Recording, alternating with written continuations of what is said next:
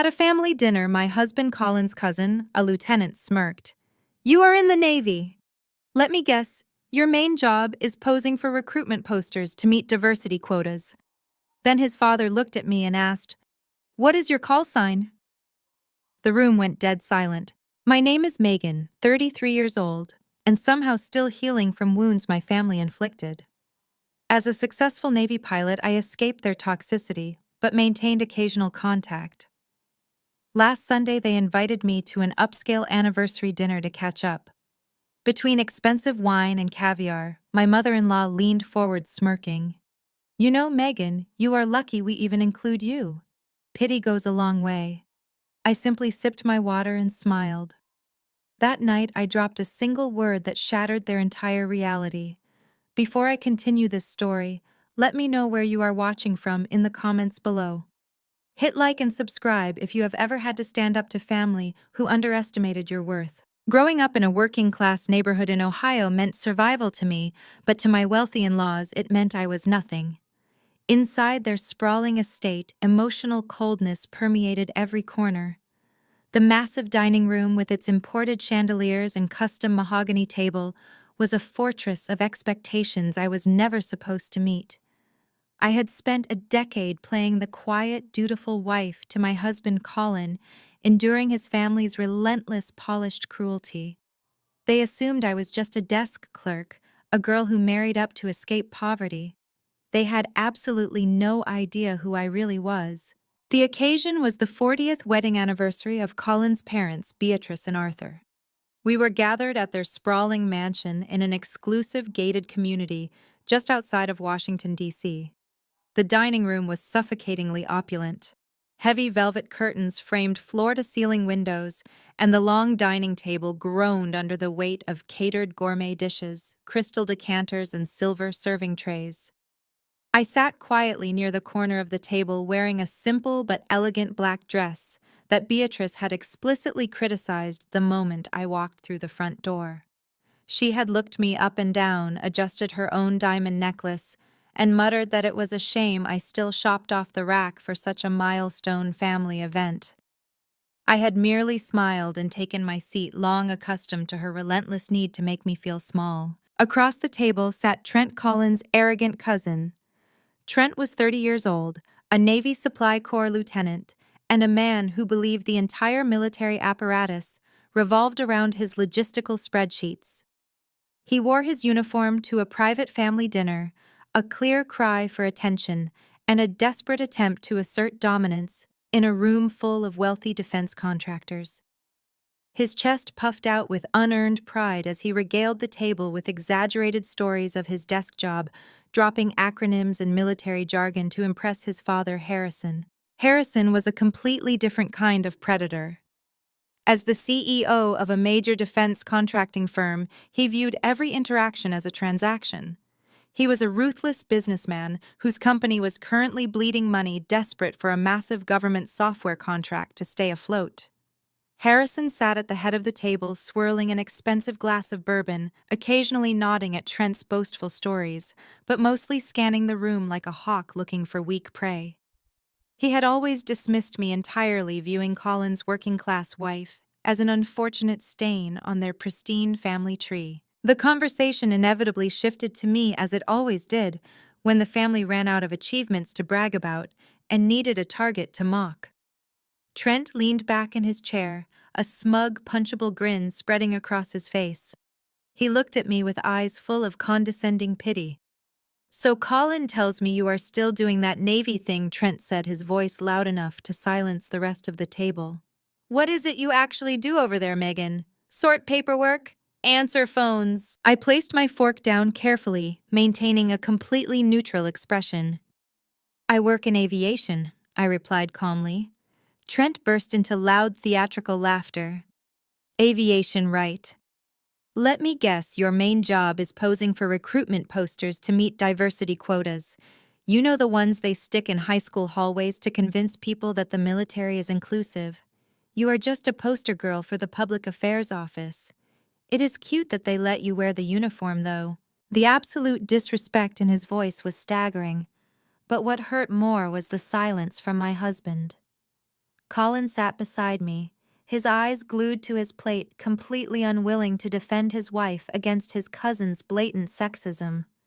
He had always been terrified of disrupting the family harmony, preferring to let me absorb their venom rather than stand up for the woman he married. Before I could formulate a response, Beatrice chimed in, her voice dripping with artificial sweetness that hit a razor-sharp edge. She picked up her empty crystal wineglass and held it out across the table directly toward me. "Oh, Trent, do not tease her," Beatrice said, shaking the empty glass slightly. Well, Megan always did prefer the easy way out, just like when she chose that awful state school over an Ivy League to save pennies. She simply does not have the pedigree for real ambition.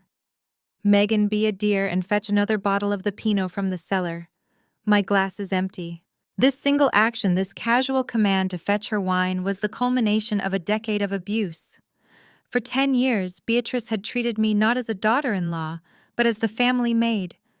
At every Thanksgiving, every Christmas, every Sunday brunch, I was the one expected to clear the plates, wash the dishes, and serve the drinks, while the rest of the family discussed their stock portfolios and country club memberships. She never let me forget that I grew up in a tiny house with parents who worked multiple jobs just to keep the lights on.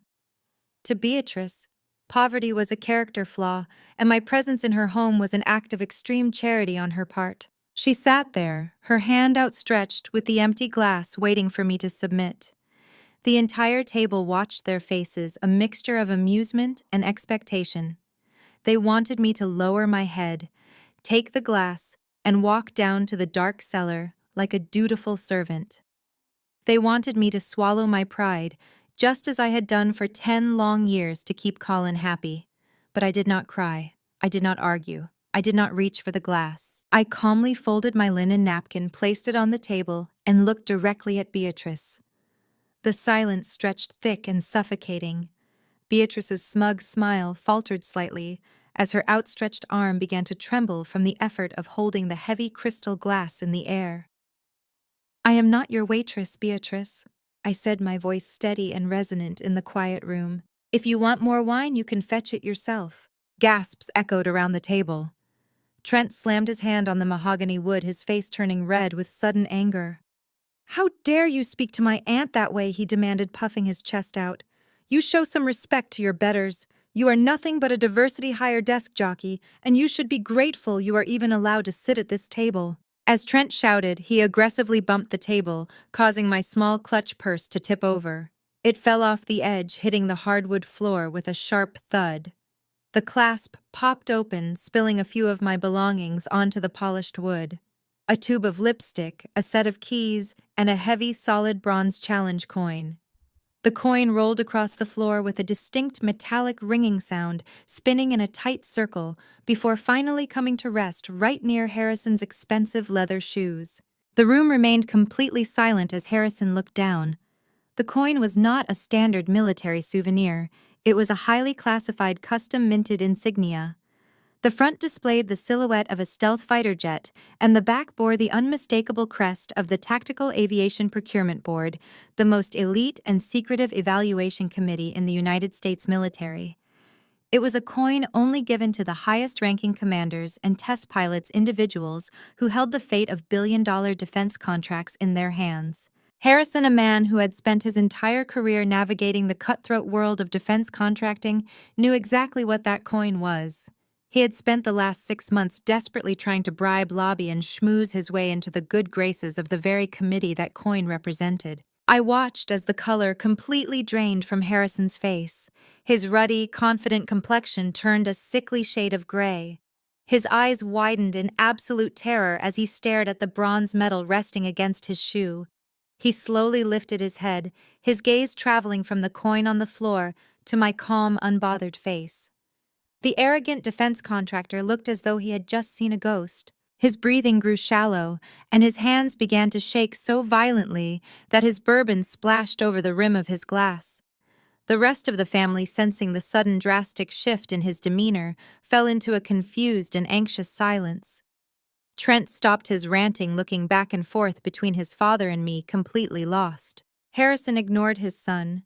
He ignored his sister-in-law. He ignored the spilled wine.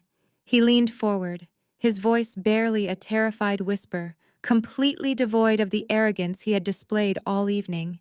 "Where did you get that coin?" Harrison asked, his voice cracking. I did not answer immediately. I let the silence hang, letting the weight of his realization crush him slowly. I calmly reached down, picked up the heavy bronze coin, and placed it on the table next to my plate. The metal gleamed under the crystal chandelier. "I earned it," I replied simply. Harrison swallowed hard, his Adam's apple bobbing nervously.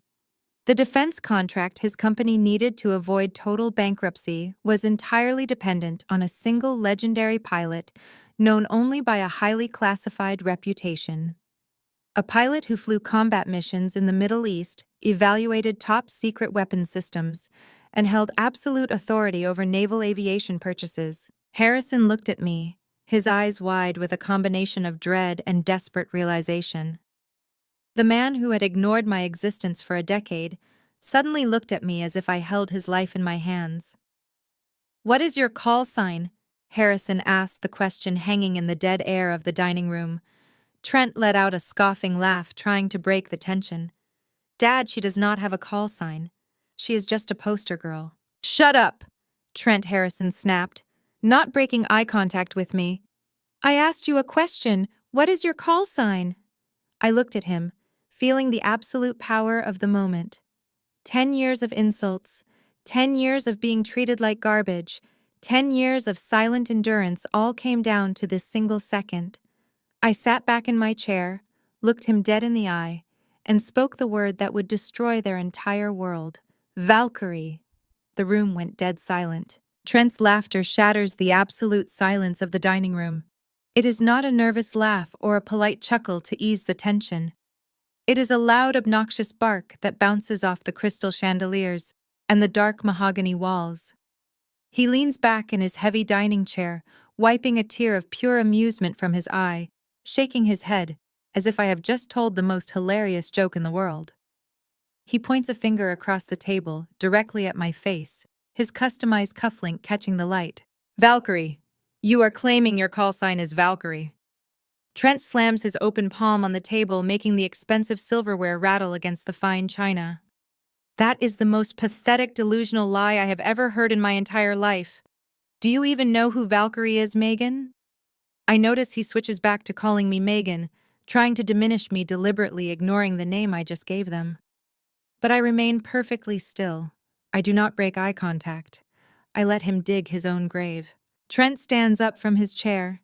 He paces behind his seat, adjusting the collar of his pristine white uniform, playing to his audience like a bad actor on a stage. "Valkyrie is an absolute legend in the tactical aviation community. She is the most decorated active female F-35C fighter pilot in the United States Navy. She flew highly classified combat sorties over hostile territory in the Middle East, while the rest of us were still sitting in training lectures.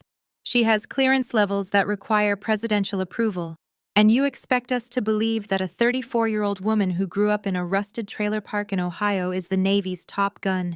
He scoffs loudly, walking closer to my side of the table, his chest puffed out with unearned pride.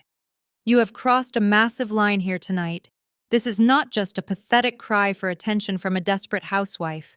This is a serious federal crime. Stolen valor is a punishable offense under the Uniform Code of Military Justice.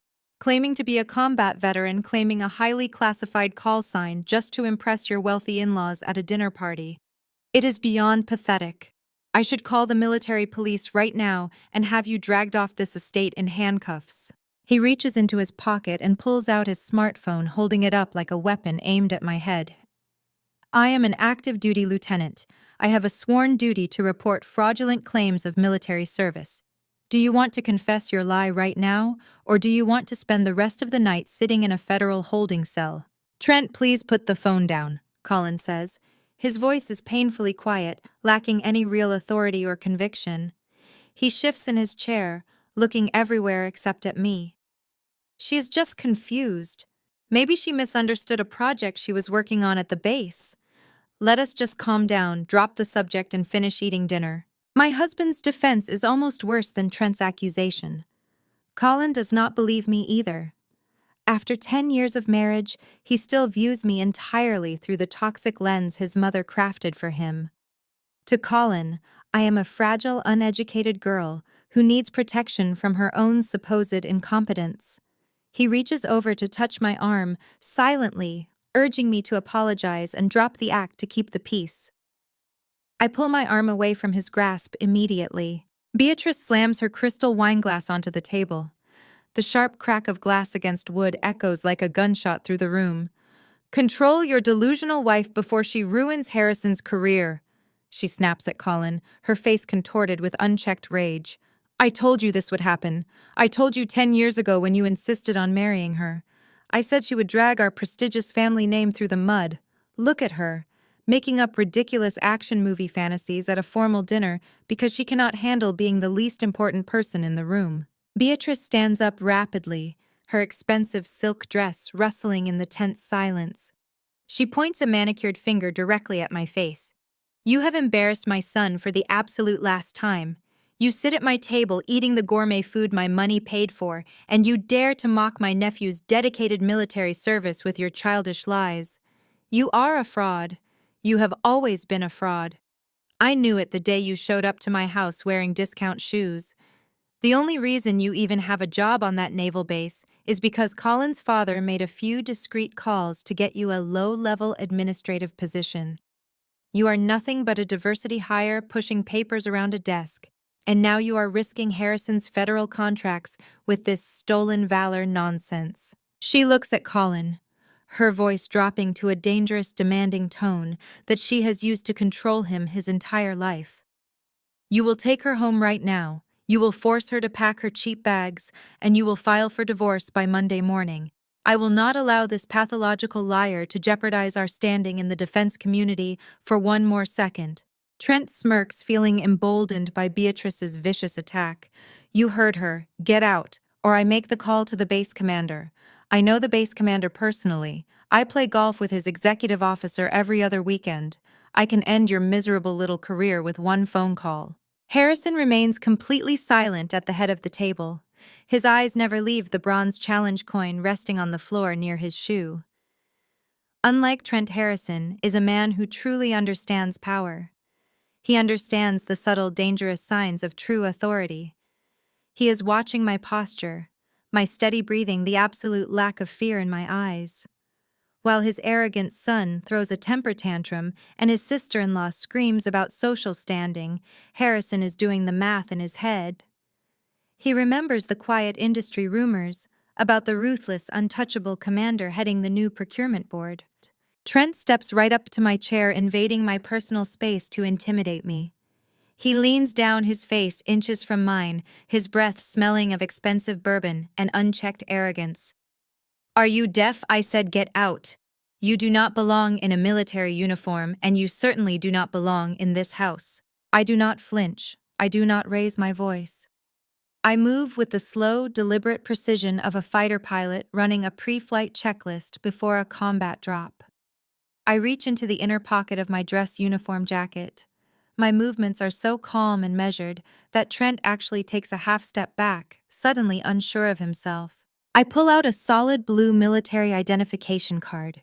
It is not the standard issue green card given to civilian contractors or administrative staff. It bears the distinct holographic seals, the embedded security chips, and the specific clearance markers of high naval command. I do not hand it to Trent. I toss it casually onto the center of the mahogany table. It lands with a soft smack right next to the floral centerpiece, perfectly illuminated by the bright chandelier above. Trent looks down at it. His mocking smile freezes completely. The blood drains from his face so fast he looks physically ill.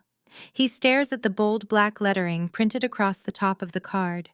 He reads the rank. He reads the name. Commander Kira Bennett, pay grade 05. Trent is an 03.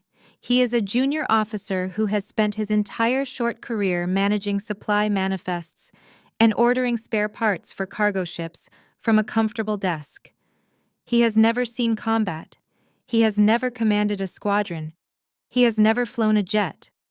And he has just spent the last 10 minutes aggressively threatening, insulting, and mocking an active duty commander who significantly outranks him in every possible military metric. In the military, insubordination to a superior commissioned officer is a career-ending offense. Doing it aggressively in front of civilian witnesses is professional suicide. Trent's mouth opens and closes, but no sound comes out. His arrogant posture deflates instantly like a punctured balloon. His shoulders slump and he takes a sudden, frantic step backward, bumping hard into his own dining chair. He looks at me, his eyes wide with sheer panic and sudden understanding. He instinctively snaps his feet together and stands at the rigid position of attention, a deeply ingrained military reflex taking over his paralyzed brain. "Commander!" Trent stammers, his voice barely a squeak, completely stripped of his previous bravado. "I apologize. I did not realize. I was not informed of your rank or your billet." "You were not informed because my rank is none of your business, Lieutenant." I say, my voice cold and hard as steel, echoing clearly in the silent room. "But since you are so incredibly eager to discuss military regulations tonight, let us discuss Article 89 of the Uniform Code of Military Justice. Disrespect toward a superior commissioned officer. I suggest you sit down and keep your mouth completely shut for the rest of the evening, or I will ensure your commanding officer receives a full detailed report of your conduct by 0800 hours tomorrow morning." Trent drops into his chair like a puppet with cut strings. He stares down at his empty plate, trembling visibly, completely humiliated and terrified for his career. Colin looks at the ID card on the table, his jaw hanging open in pure shock. "Kira," he whispers, his voice trembling. "You told me you were a logistics coordinator. You told me you just handled flight scheduling." "I handle tactical airstrike scheduling for combat squadrons," I reply without turning to look at him. "I told you exactly what my security clearance allowed me to tell you." Beatrice is still standing, but her furious momentum has completely evaporated. She looks at her terrified son, then at a shaking Trent, entirely unable to comprehend why the two men in her family are suddenly acting terrified of the woman she has treated like garbage for a decade. She opens her mouth to speak, to hurl another toxic insult to regain control of the room, but Harrison cuts her off sharply. "Sit down, Beatrice," Harrison says. His voice is not loud, but it carries a dark, intense weight that commands instant obedience from everyone in his family. Beatrice slowly sinks back into her chair, her eyes darting nervously around the room, realizing the power dynamic has fundamentally shifted. Harrison ignores everyone else at the table. He does not care that his son was just publicly humiliated.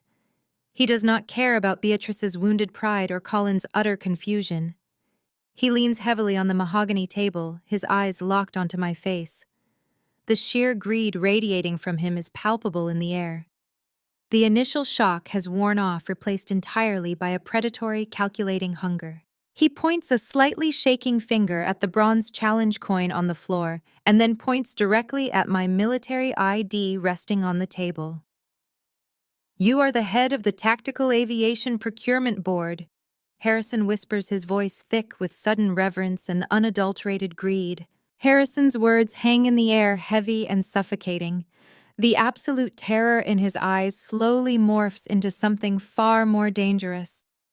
The hostility that had defined this entire evening evaporates in a fraction of a second, replaced by a toxic, sugary sweetness that makes my skin crawl.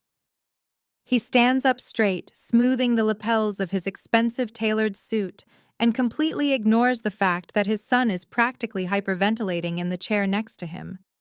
Harrison waves a dismissive hand at Trent, signaling him to remain quiet. And then he looks at me. His face stretches into a wide, artificial smile that does not reach his cold, calculating eyes. He walks slowly around the massive mahogany dining table, his leather shoes silent on the thick Persian rug, until he is standing directly beside my chair. He reaches out and gently pours a fresh glass of sparkling water from a crystal pitcher, setting it delicately in front of me as if I am suddenly the most honored guest in his home. It is a masterful, sickening pivot. "Kira, my dear," Harrison says, his voice dripping with sudden unearned affection. "You have certainly kept us in the dark.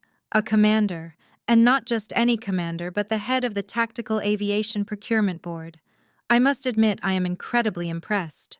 You have played your cards very close to your chest, but I suppose that level of discretion is exactly what makes you so brilliant at your job. I do not touch the water.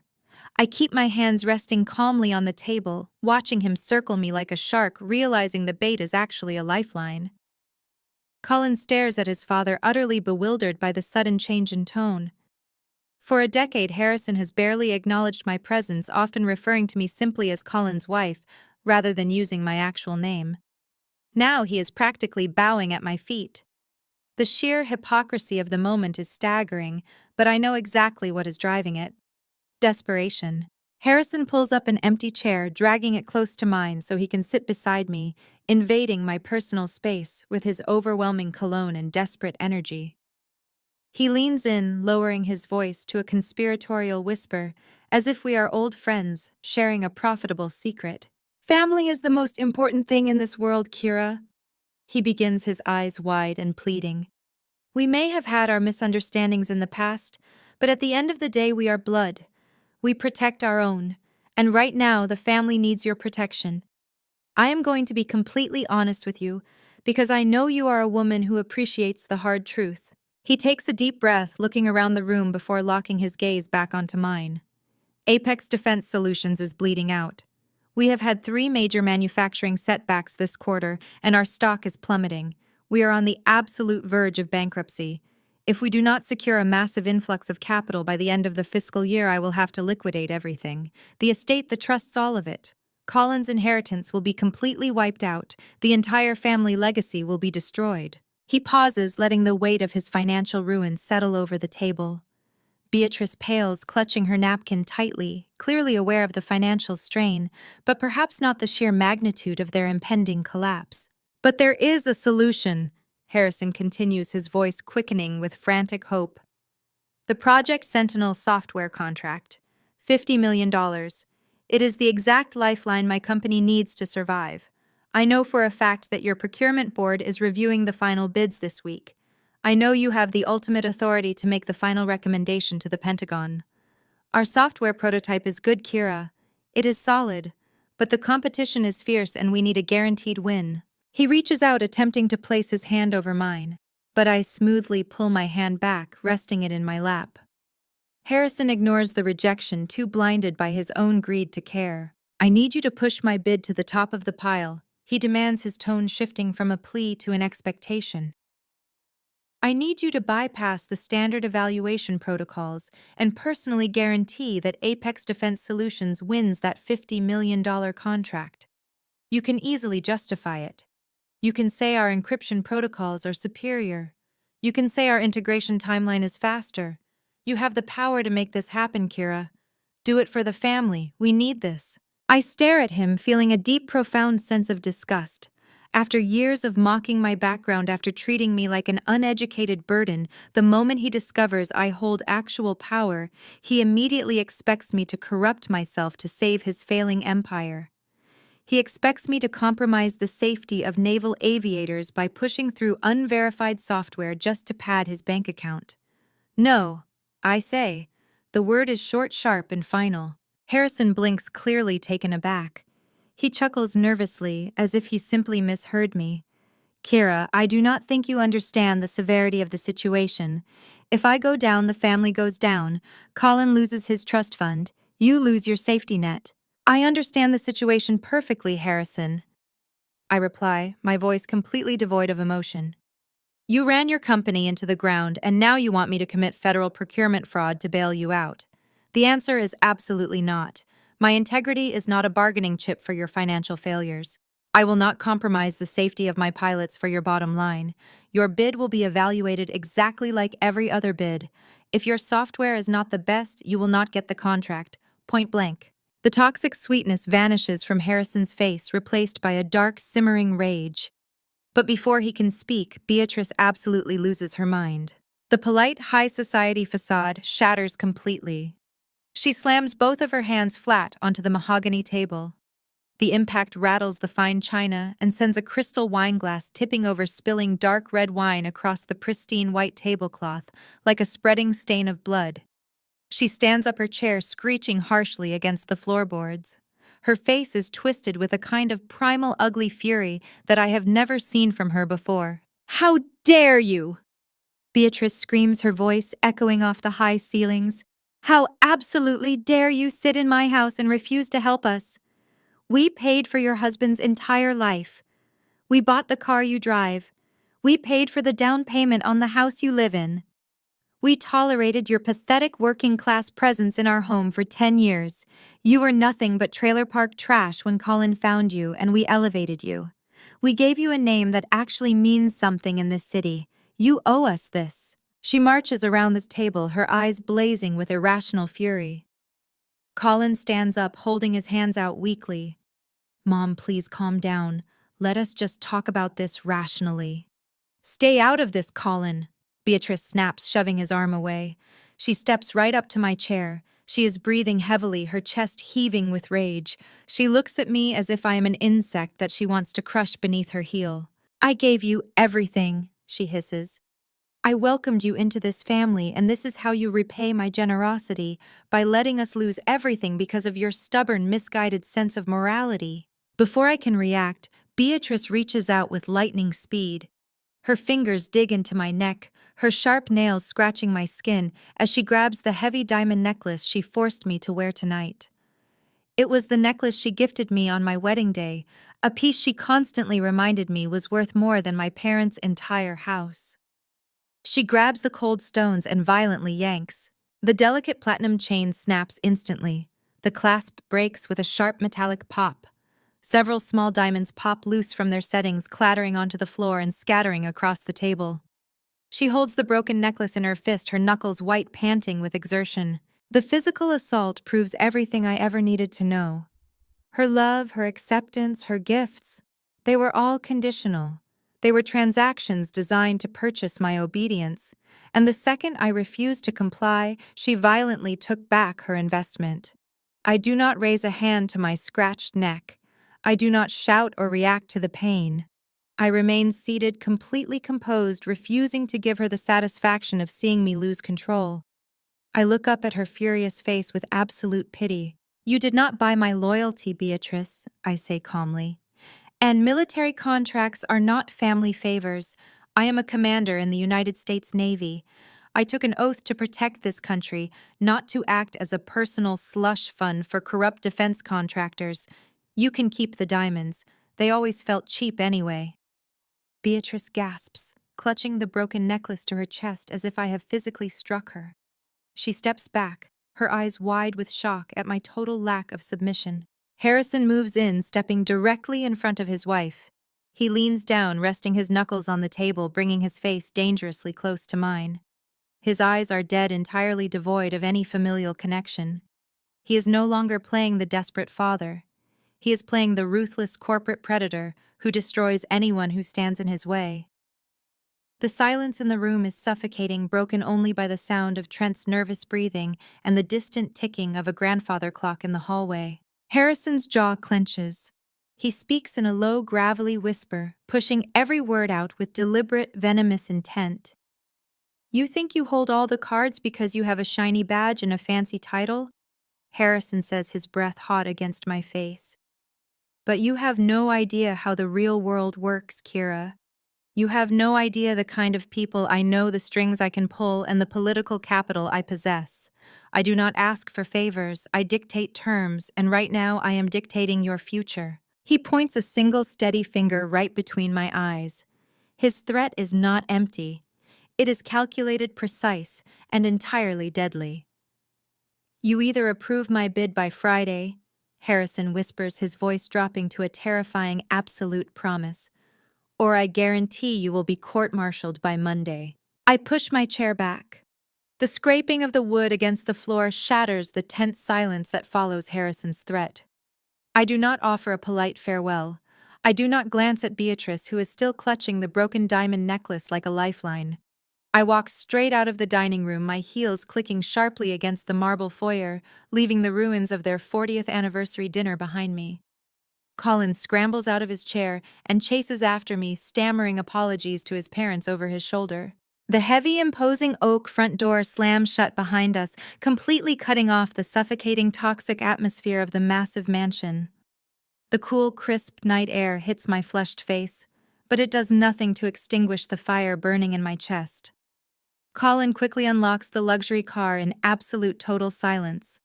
We get in, and the moment the doors seal us inside, the argument explodes. It is not a quiet, simmering disagreement. It is a blazing, visceral confrontation that has been brewing for 10 years. Colin grips the steering wheel, his knuckles white. He refuses to start the engine. He turns to me, his face pale in the dim streetlights, his voice laced with the desperate, conditioned panic of a man who has spent his entire life bowing to his parents' demands. He begs me to reconsider. He pleads with me to just take a look at the bid, to bend the rules just this once to keep the peace. He tells me that Harrison is a powerful man, that he can ruin us, that the trust fund is the only thing keeping our future secure. He actually uses the phrase family loyalty, parroting the exact toxic manipulation his mother has used to control him since childhood.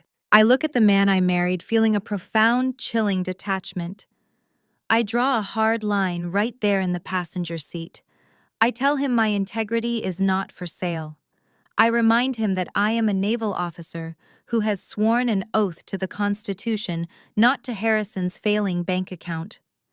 I explain using small, clear words that pushing a subpar software contract through the procurement board means putting pilots in danger. It means risking lives to pay for Beatrice's country club memberships. I ask him if he really expects me to trade American lives so his father can buy a third vacation home.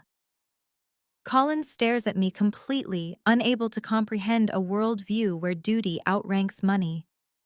He argues that it is just software, that everyone cuts corners, that I am being unnecessarily rigid, and destroying our marriage over pride. He starts the car with a violent twist of the key. The drive home is entirely silent.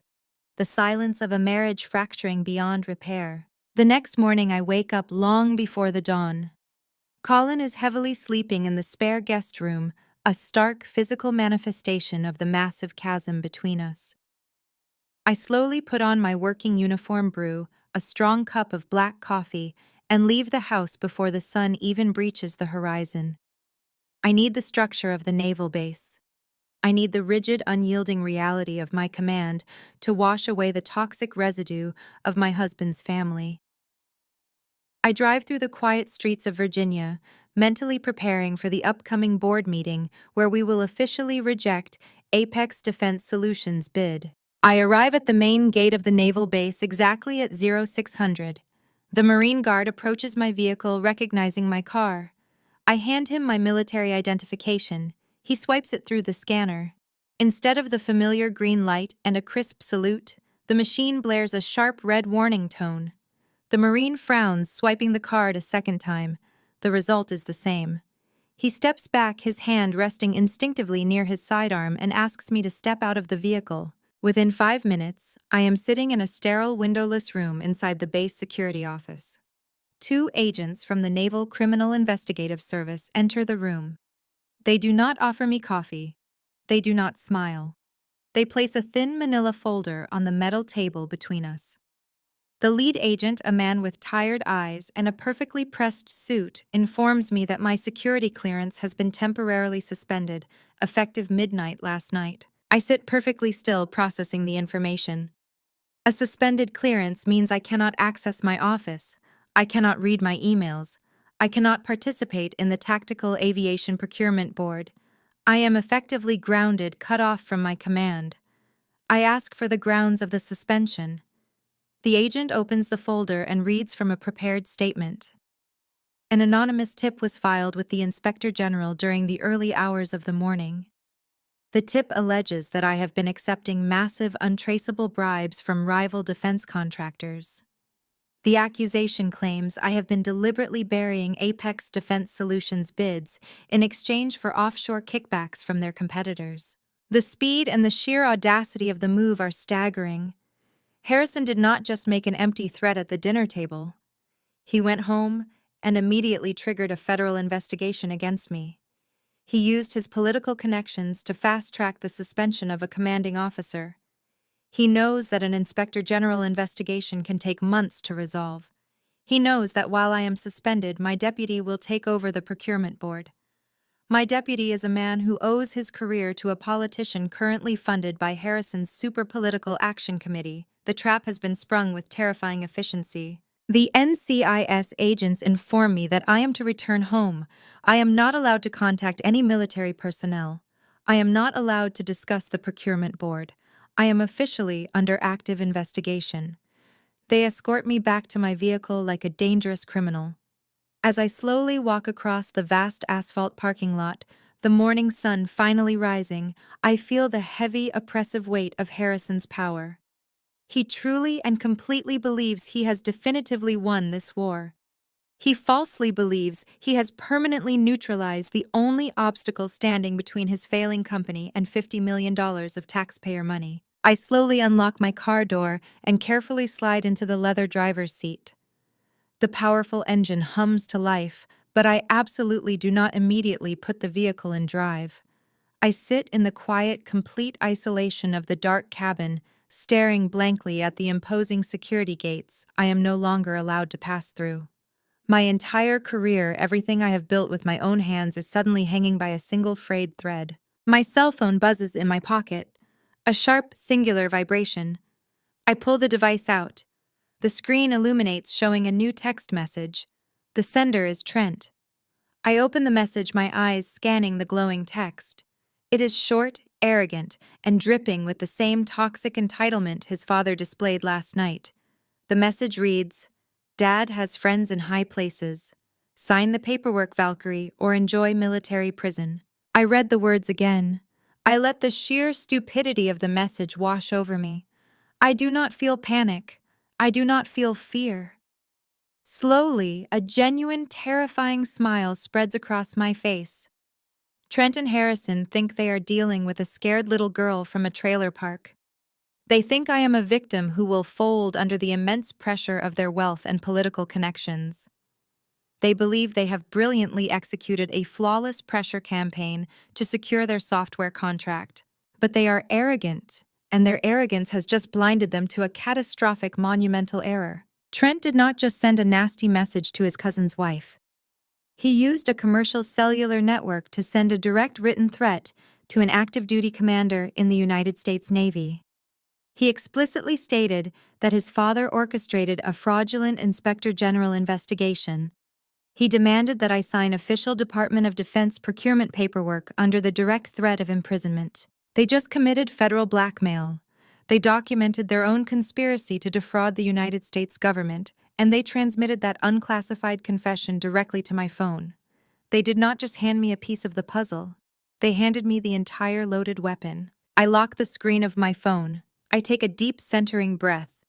The Inspector General thinks they are investigating a corrupt pilot. NCIS thinks they are dealing with a compromised officer.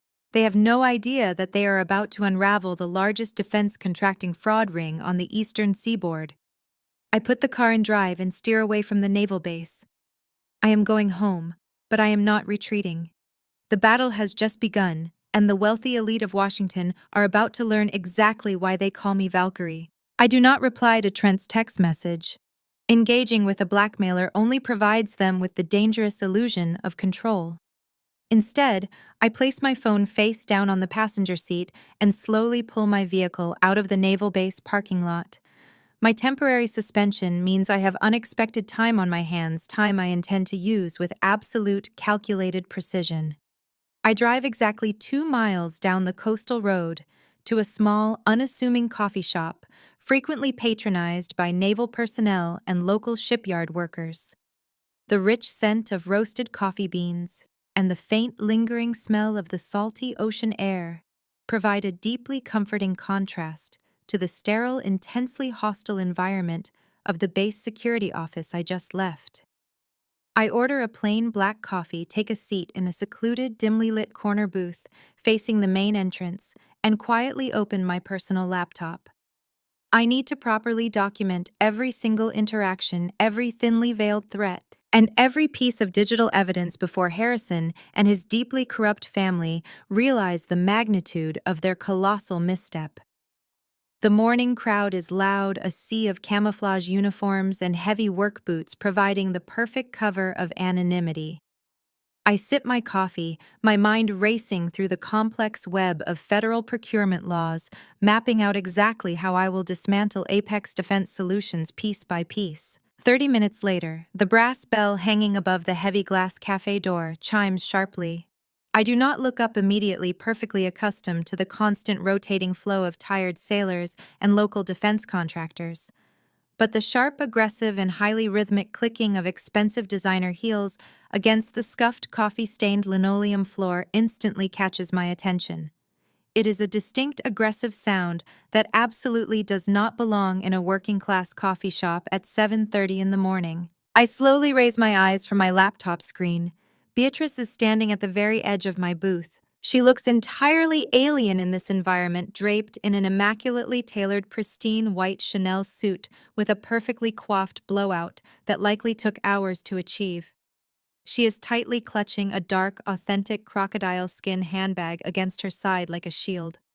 Her cold, judgmental eyes sweep the modest cafe with undisguised, profound revulsion, her nose crinkling slightly at the smell of burnt toast, before her gaze finally locks directly onto me.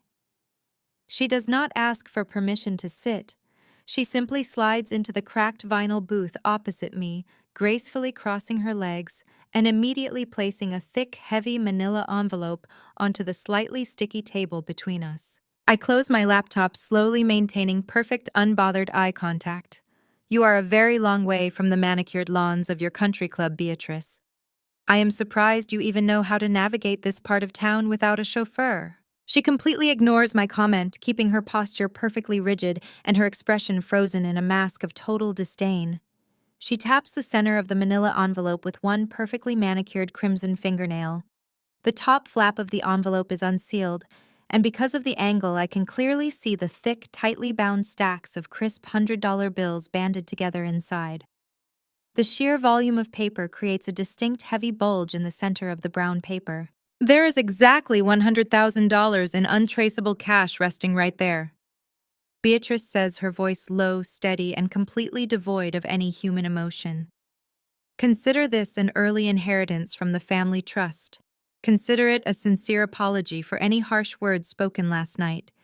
Take the envelope, buy yourself something beautiful, and just sign Harrison's approval for the software contract. It is a very simple, mutually beneficial transaction. I stare at the money, feeling a deep rising tide of physical revulsion. They truly believe that absolutely everyone in the world has a price.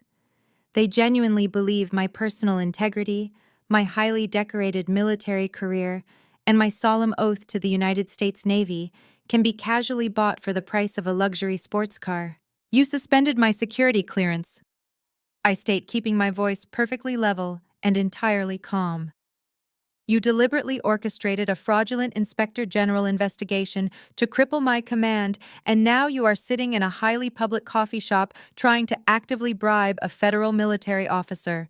Are you completely out of your mind, Beatrice? Beatrice leans forward aggressively, her eyes narrowing into venomous, calculating slits. Do not dare play the righteous, morally superior soldier with me, Kira. We know exactly who and what you are. You are a desperate girl from a dirt-poor, rusted-out town who intentionally married my son to climb the social ladder.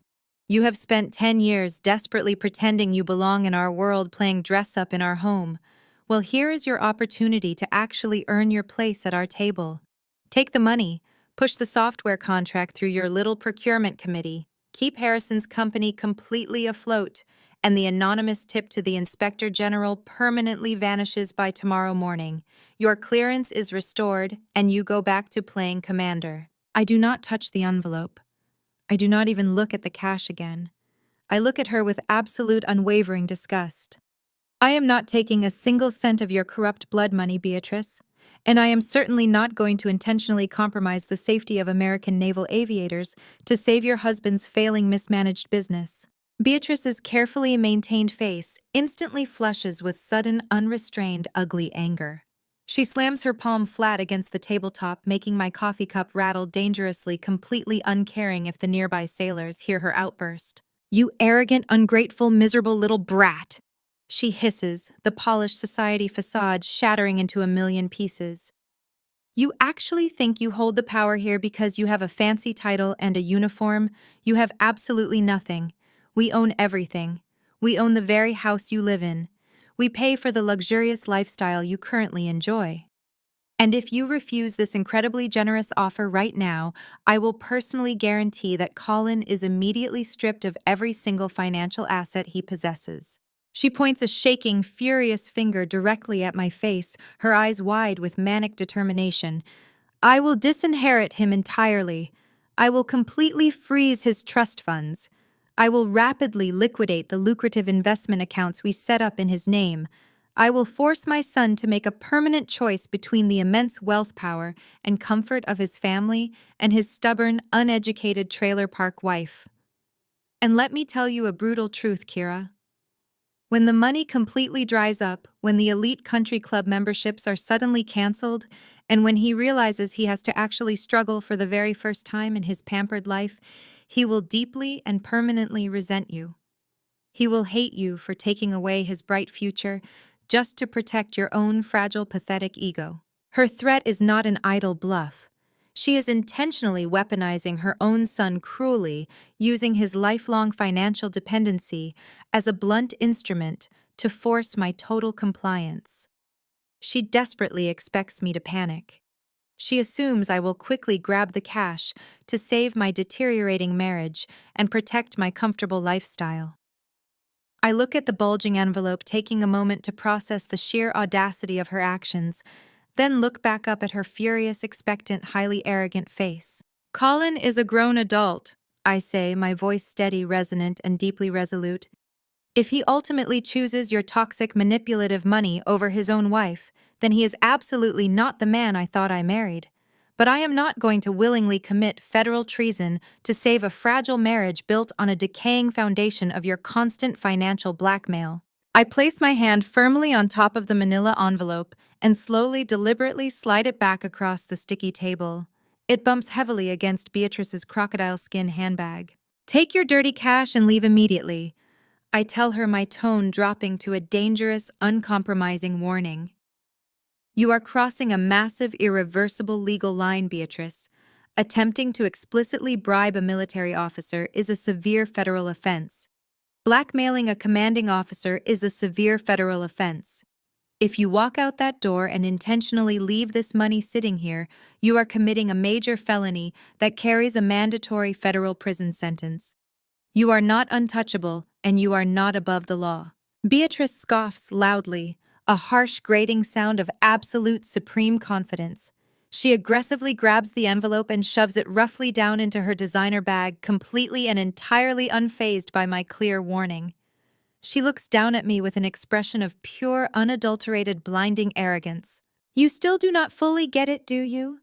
Beatrice sneers smoothly, sliding out of the vinyl booth and standing tall over me. "You honestly think your little military rules apply to powerful people like us? You actually think the Inspector General is going to listen to a nobody from Ohio? We regularly play golf with the elite politicians who directly fund your base. We frequently dine with the high-ranking admirals who write your annual performance reviews. We own the people investigating you, Kira. They work directly for us. You are completely alone and you have already lost." She sharply adjusts the elegant collar of her expensive jacket, her face set in a highly victorious, deeply cruel sneer. "Enjoy the sudden end of your pathetic career, Commander. You brought this disaster entirely upon yourself." She turns swiftly on her heel and marches directly out of the coffee shop, the brass bell chiming brightly as she exits into the morning air. I quietly watch through the large plate glass window as she quickly climbs into the back of a waiting black town car. The luxury vehicle smoothly pulls away from the curb, merging seamlessly into the morning traffic and disappearing down the busy street. I sit completely alone in the booth for exactly 10 seconds. I take a very slow, highly controlled deep breath, letting the rushing adrenaline process naturally through my system. Beatrice genuinely thinks she has just delivered the final crushing career-ending blow. She truly thinks she has isolated me, terrified me, and completely outmaneuvered me on every single front. I slowly lift my left arm and rest my wrist casually on the edge of the table. I lightly tap the digital face of my smartwatch twice. The tiny glowing red recording icon on the small digital screen blinks once and instantly disappears. The hidden audio recording software completely stops safely and securely uploading the 30-minute file directly into my heavily encrypted military-grade cloud storage account. Every single arrogant word she just said, every clear, undeniable threat, every explicit admission of the fake Inspector General investigation, every specific mention of the $100,000 cash bribe, all perfectly and flawlessly captured in crystal-clear high-definition audio. I calmly pull my cell phone from my jacket pocket and open my secure contacts list. I rapidly scroll past Colin's name. I smoothly scroll past the base commander's office. I stop immediately on a specific direct number given to me years ago during a highly classified intensive briefing regarding strict anti-corruption protocols. I press dial and bring the phone to my ear. Naval Criminal Investigative Service Major Case Response Team. A sharp professional voice answers promptly on the second ring. This is Commander Kira Bennett, head of the Tactical Aviation Procurement Board. I say, my voice steady, completely cold, and entirely focused. I need to urgently report an active, ongoing, highly coordinated conspiracy to defraud the Department of Defense, accompanied by attempted bribery and severe federal blackmail. I have the physical evidence and I have the audio confessions. I need to speak with your lead investigative agent immediately. I am sitting in a secure, soundproof briefing room on the 4th floor of the federal building in Alexandria. The sterile white walls, the harsh fluorescent lighting overhead, and the absolute absence of windows provide a stark, jarring contrast to the opulent arrogance I just witnessed at the coffee shop. Across the heavy metal table sits Special Agent Vance, the head of the Naval Criminal Investigative Service Major Case Response Team, along with a senior representative from the Department of Defense, Inspector General's office. They have just finished listening to the unedited audio file I transmitted from my encrypted smartwatch. The room is thick with a heavy, deeply professional silence. Vance presses a button on his rugged laptop, permanently stopping the playback of Beatrice's shrill, threatening voice. He looks up at me, his expression grave, calculating, and intensely focused. He does not treat me like a suspect or a compromised officer. He treats me like a high-value asset. Vance leans forward, clasping his hands on the table, and outlines the brutal reality of the situation. He explains that my audio recording is the exact, undeniable breakthrough they have been waiting for. Apex Defense Solutions has been under intensive federal scrutiny for 18 months. They strongly suspect that Harrison is the central linchpin of a massive, deeply entrenched corruption ring that stretches across multiple naval bases, procurement boards, and private defense contractors.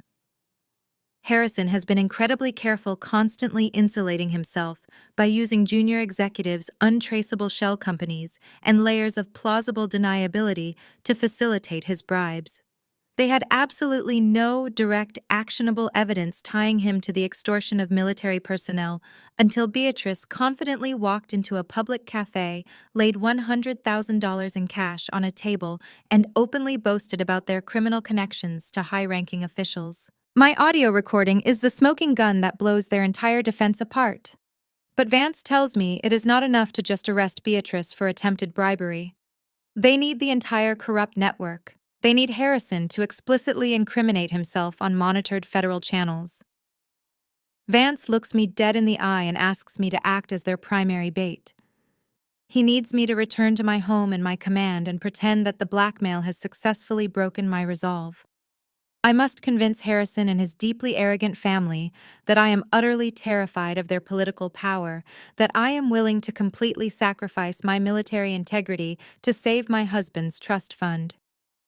I have to formally approve the preliminary stages of the Project Sentinel bid, actively pulling Harrison deep into the trap so the FBI and NCIS can trace the subsequent kickback funds directly to his primary accounts. It is an incredibly dangerous, highly volatile shadow operation. If Harrison suspects for a single second that I am working directly with federal agents, he will instantly liquidate his domestic assets, shred the digital evidence, and likely flee the country, leaving the corruption ring entirely intact. I do not hesitate. I agree to the operation immediately. I am fully ready to burn his empire to the ground. I drive back to our house in the affluent Virginia suburbs, the immense weight of the shadow operation sitting heavily on my shoulders. When I walk through the heavy oak front door, the atmosphere inside is utterly chaotic. Colin is frantically pacing the length of our spacious living room, his face pale and slick with a cold, panicked sweat. He is clutching a stack of premium credit cards in one hand and his cell phone in the other. He looks completely unhinged. The moment he sees me enter the foyer, he practically sprints across the hardwood floor, his voice cracking with pure, unrestrained desperation. He tells me that his primary black card was just declined at a business lunch with his partners. He immediately logged into his private financial portal and discovered that every single account tied to the family trust has been frozen solid. The digital numbers he has relied on for his entire existence, the safety net that has shielded him from every consequence he has ever faced, have suddenly vanished. Harrison is making good on his vicious threat, executing a rapid, ruthless financial freeze to intentionally starve his own son into total submission. Colin is spiraling into a severe panic attack. He has never had to budget, save, or worry about money a single day in his pampered life. The sudden violent severing of his financial lifeline is fundamentally breaking his mind. He grabs my arm, demanding to know exactly what I did to make his father so incredibly angry. He begs me to call Harrison and offer a complete apology. He pleads with me to just give them whatever they want, so the money will be released back into his accounts. I look at my husband, the man who stood at an altar and promised to stand by me through everything, and I see absolutely nothing but a terrified child throwing a temper tantrum over a canceled allowance. I cannot tell him the truth. I am strictly forbidden from revealing the NCIS sting operation to anyone, especially a man so clearly compromised by his desperate addiction to his family's wealth.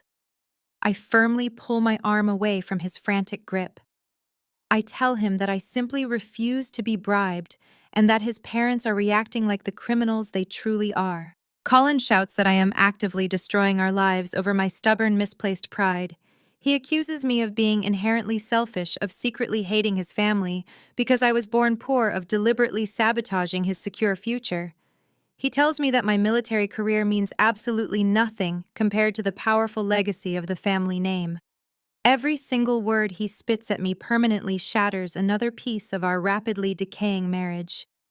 He is willingly choosing their toxic money over my fundamental integrity, proving that Beatrice was entirely correct in her assessment of her own son. Before I can respond to his pathetic screaming outburst, the front door violently swings open.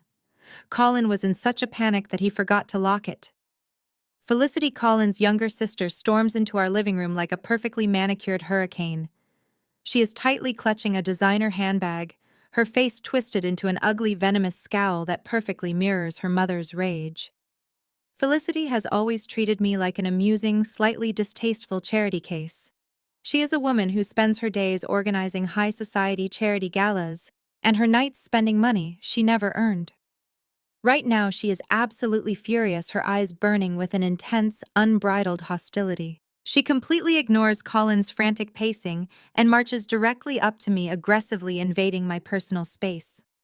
She points a sharp, manicured finger right at my chest, her voice echoing shrilly against the vaulted ceilings of our home. She demands to know what kind of deranged, suicidal game I think I am playing. She screams that her father is currently tearing the family corporate accounts apart, moving assets, and aggressively freezing trusts, all because I had the absolute audacity to disrespect my social betters. Felicity tells me that my pathetic little ego trip is rapidly destroying the family's carefully managed finances. She claims that she had to abruptly cancel a luxury vacation to St. Bart's this morning because her private travel concierge informed her that the primary credit lines were locked. She says this as if it is a profound, life-altering tragedy that demands my immediate sympathy. Felicity steps even closer, her eyes blazing with unchecked generational entitlement. She tells me that I am nothing but a gold-digging fraud who struck the absolute lottery by manipulating her highly gullible brother. She claims that the family has graciously and silently tolerated my presence for a decade, enduring my distinct lack of pedigree and my embarrassing military job entirely for Colin's sake. Now she says my stubborn trailer park mentality is actually costing them real substantial money. She demands that I immediately drive to her father's downtown corporate office, get down on my hands and knees, and sign the Project Sentinel software approval. She threatens that if I do not fully comply by the end of the day, the family will hire the most ruthless, aggressive divorce attorneys on the Eastern Seaboard. They will ensure I leave this marriage with absolutely nothing, dragging my professional reputation through the mud until I am forced to resign my naval commission in total disgrace. She sneers that I will be back to flipping burgers in a rusty Ohio diner before the month is over. Colin stands silently in the background. He does not step forward to defend me. He does not tell his sister to lower her voice or leave our home. He simply watches his cowardice and silence serving as a complete and total endorsement of her vicious, unhinged attack. The betrayal is absolute, a cold blade sliding right between my ribs, but I cannot react with the fiery, righteous anger currently burning in my chest. I have to play the specific role Vance gave me. I have to be the broken, terrified, compliant woman they fully expect me to be. I force my shoulders to physically slump, releasing the rigid military posture I have maintained for years.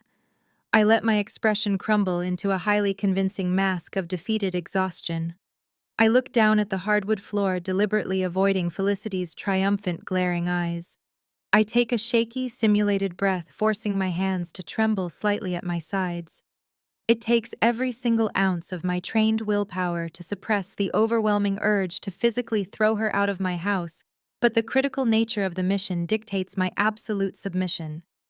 The federal trap requires their total, unquestioning confidence in my surrender. I slowly look up at Felicity, forcing my voice to sound weak, quiet, and entirely broken. I tell her that she wins. I tell her that I cannot possibly fight all of them, that the intense pressure is too much, and that I do not want to completely ruin Colin's life over a single contract. I instruct her to immediately tell Harrison that I will play ball. I promise to personally push the Apex Defense Solutions bid to the final approval stage by tomorrow morning. I tell her they will get their $50 million contract exactly as Harrison demanded. Felicity's face immediately brightens with a sickening, victorious satisfaction. She practically vibrates with the intense thrill of completely breaking my spirit and forcing my submission. She looks at me with supreme, unadulterated pity, completely and utterly blind to the massive federal trap that is currently closing tightly around her entire family. She elegantly adjusts her expensive designer scarf, her lips curling into a wicked, highly triumphant smirk. "Good girl," Felicity says, her voice dripping with absolute cruel satisfaction. "I always knew you'd bend the knee." The Sunday brunch at the estate is a performance of choreographed cruelty. Harrison and Trent are positioned at the head of the long, sun-drenched breakfast table, exuding the suffocating, unearned confidence of men who truly believe they have successfully broken me.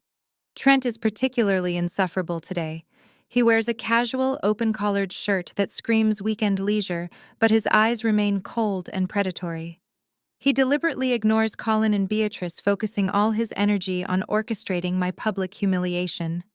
He treats the entire dining room like his private office, snapping his fingers in my direction whenever he needs something. He has spent the last 10 minutes mocking my military record, calling it a glorified administrative role that gave me an inflated sense of self-importance. He frames my recent security clearance suspension as a well-deserved punishment for my incompetence, his laughter echoing off the expensive vaulted ceilings like a series of sharp, stinging slaps. "Since you have finally learned your proper place in the chain of command, Kira," Trent says, his voice loud enough to command the attention of the entire table. Why don't you make yourself useful for once? Get up and fetch me a fresh mimosa. I prefer mine with a little more champagne than orange juice. It is about time you started serving the family instead of lecturing us about ethics. I feel a familiar, ice-cold detachment settle over me. I look at Trent and see the same pathetic, small-minded boy who used to force Colin to do his history homework during high school, threatening to sabotage his college applications if he did not comply. Nothing has changed. He still measures his worth by how much he can dominate those he considers beneath him. Beatrice watches with a thin, tight-lipped smile of approval, clearly savoring this public display of my total submission. Colin looks at his plate, his face a mask of shame, paralyzed by his own cowardice. I stand up slowly. I walk over to the elaborate sideboard where the drinks are staged. My movements are precise, measured, and entirely calm. I pour the champagne, adding just the right amount of orange juice to satisfy Trent's demand. I carry the glass back to the table, my hand perfectly steady. I place the drink directly in front of him, keeping my eyes cast downward in a deliberate simulation of defeat.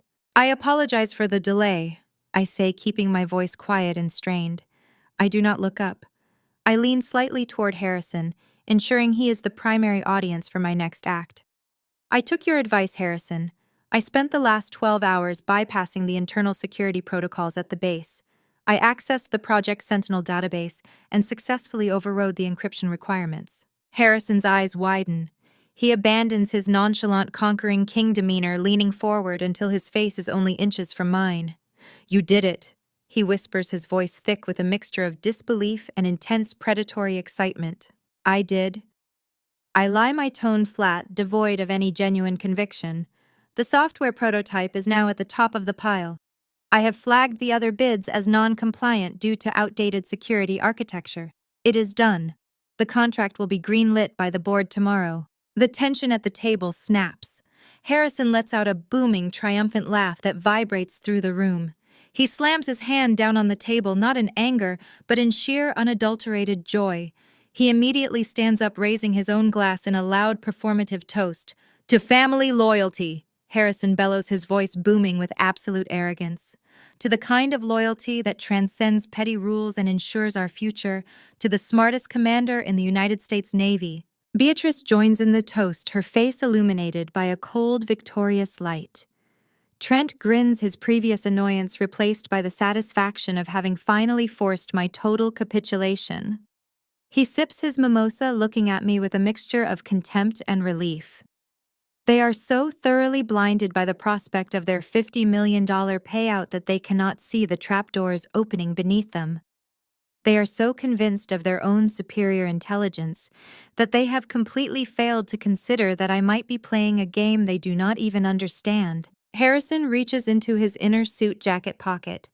He pulls out a small, unassuming silver USB drive. It catches the sunlight streaming through the windows, glinting like a promise of disaster. He slides it across the polished table toward me, his fingers lingering on the casing for a heartbeat longer than necessary. This contains the final augmented financial records, Harrison says, his voice dropping to a low, serious register. These documents have been carefully prepared to ensure that Apex Defense Solutions appears in perfect financial standing to the Pentagon auditors. They will show an impeccable balance sheet, even if the actual reality is quite different. You need to upload this drive to the Pentagon's secure procurement server tonight, Kira. It is non-negotiable. Once you finish that upload, you are officially in the clear. The investigation goes away, your career is restored, and you will be handsomely compensated for your services. I look at the silver drive. It is a small, portable piece of plastic, but it is the physical evidence that NCIS has been hunting for 18 months. It is the bridge between Harrison's vague, deniable corporate maneuvering and the concrete, actionable proof of federal fraud. It is the key to his prison cell. I will take care of it tonight. I say, my voice perfectly modulated to sound like a woman who has lost her soul and is simply going through the motions. I pick up the USB drive, feeling the cool metal against my skin. I do not pocket it immediately. I let it sit there for a second, allowing Harrison to absorb the sight of his own destruction being safely tucked away. You are a very smart woman, Kira. Harrison says, his tone now almost fatherly, a nauseating attempt to solidify the power dynamic he believes he has created. You finally understand that power is not about following rules. It is about knowing which rules to break to get what you want. You have a very bright future in the private sector if you continue to show this kind of pragmatism. I stand up, clutching the drive. I look at Colin, who is finally looking at me. There is no joy in his eyes, only a hollow, confused sadness. He does not understand the operation. He does not see the danger, he only sees the return of the money he thinks is his birthright. I feel a fleeting moment of genuine sorrow for him, but I push it aside. He made his choice the moment he decided to remain silent while his sister screamed in my face. He made his choice the moment he begged me to betray my oath to keep his trust fund full. I have work to do, I say, turning away from the table. Wait, Beatrice calls out, her voice sharp. I stop but do not turn around. You are forgetting your payment, dear. She slides a second smaller envelope across the table. I know exactly what it contains. More hush money, another transaction in a life she believes is entirely transactional. Keep it, I say without turning back. I think I have earned enough from this family today.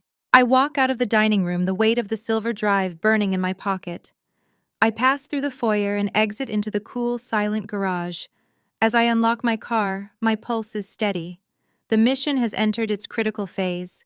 Harrison, Beatrice, and Trent are currently toasting to their own genius, completely unaware that the very thing they believe will save them is the exact thing that will ensure they never hold power in this city again. They think I am a victim of their blackmail, a broken, defeated officer who has finally bent the knee to their superior wealth and influence.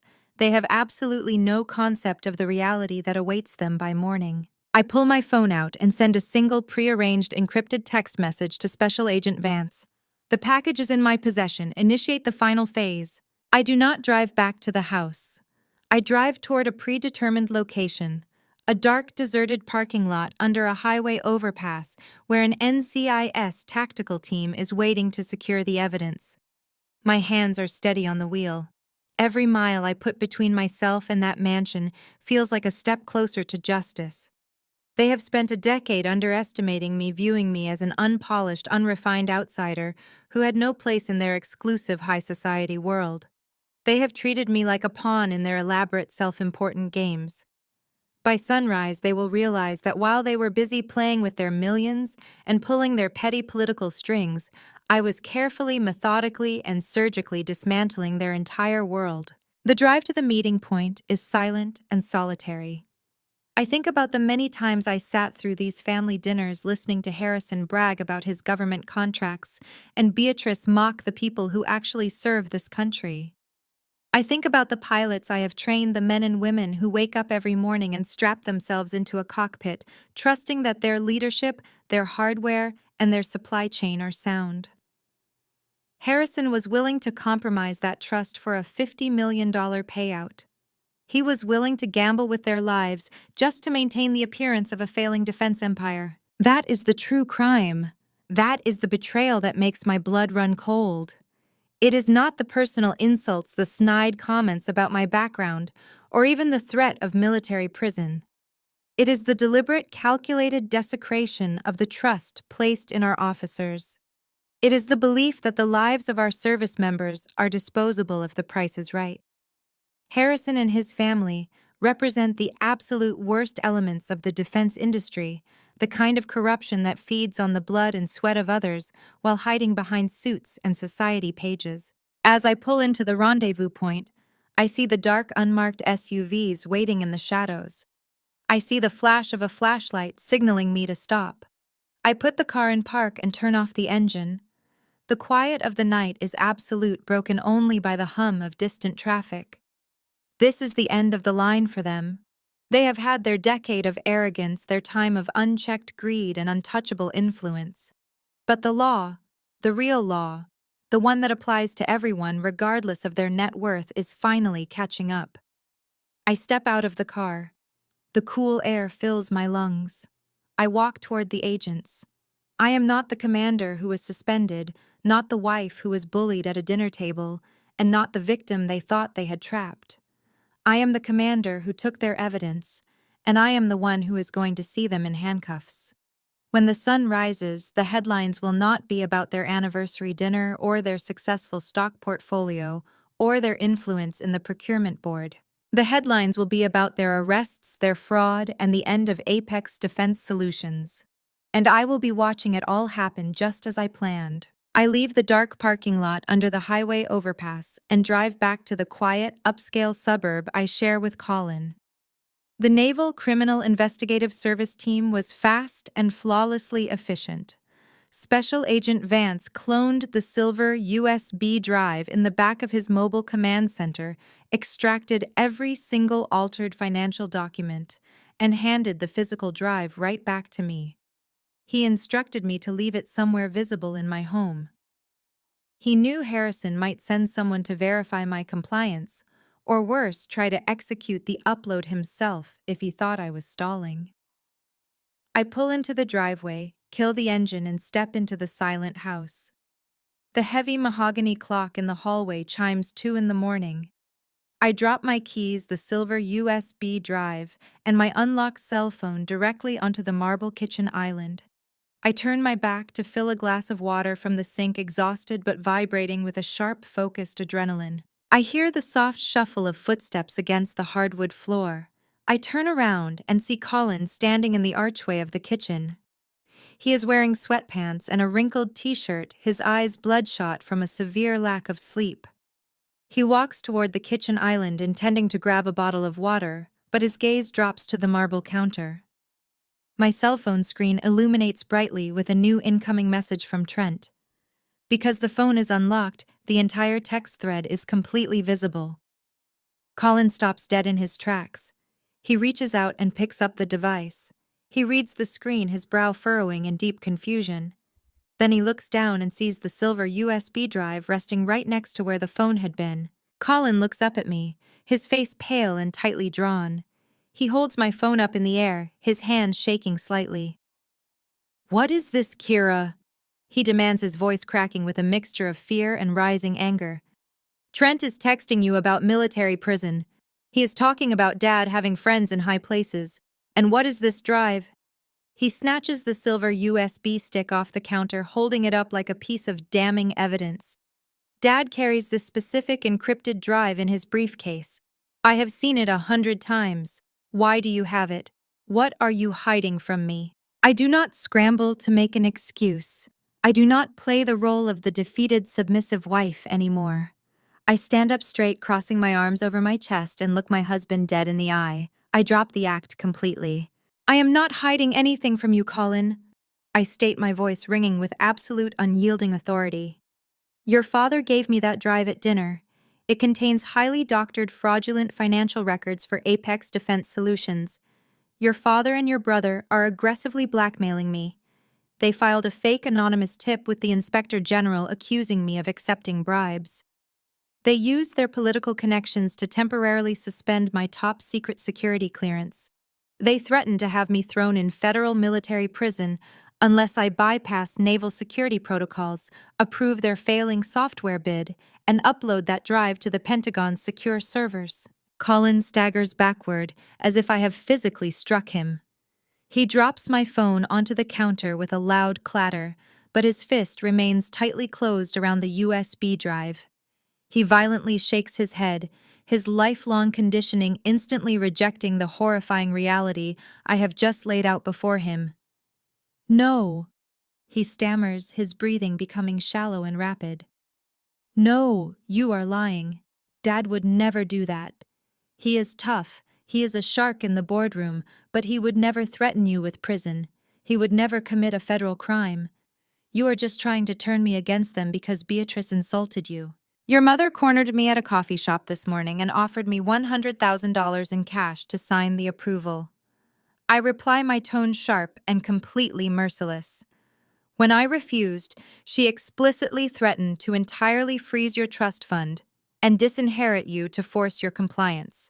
She is the reason your credit cards were declined this afternoon. They are actively trying to force me to commit federal treason to save their bankrupt company, and they are using your financial dependency as a weapon to make it happen. The color completely drains from Colin's face. The reality of his frozen accounts collides violently with the truth I am telling him. He looks at the silver drive in his hand, then looks at me. The deep ingrained loyalty to his toxic bloodline fights a losing battle against the undeniable facts right in front of him. He cannot reconcile the image of his prestigious high society parents with the ruthless criminal blackmailers I have just exposed. "I do not believe you," Colin whispers, though his trembling voice betrays his absolute terror. "I am going to the estate right now. I am going to ask my father face to face. He will explain this. There is a logical explanation." He turns and practically runs out of the kitchen. He grabs his car keys from the hook by the door and storms out into the night. The heavy front door slams shut, rattling the picture frames on the walls. I do not chase after him. I do not try to stop him. He needs to hear the absolute horrifying truth directly from the source. I walk into the living room, sit down on the sofa, and begin the agonizing wait. I know exactly what Harrison and Beatrice will do when cornered. They will not apologize. They will instantly prioritize their own survival over their son's marriage and morality. 2 hours pass. The silence in the house is deafening. I systematically pack a heavy tactical duffel bag with my uniforms, my secure documents, and my personal essentials.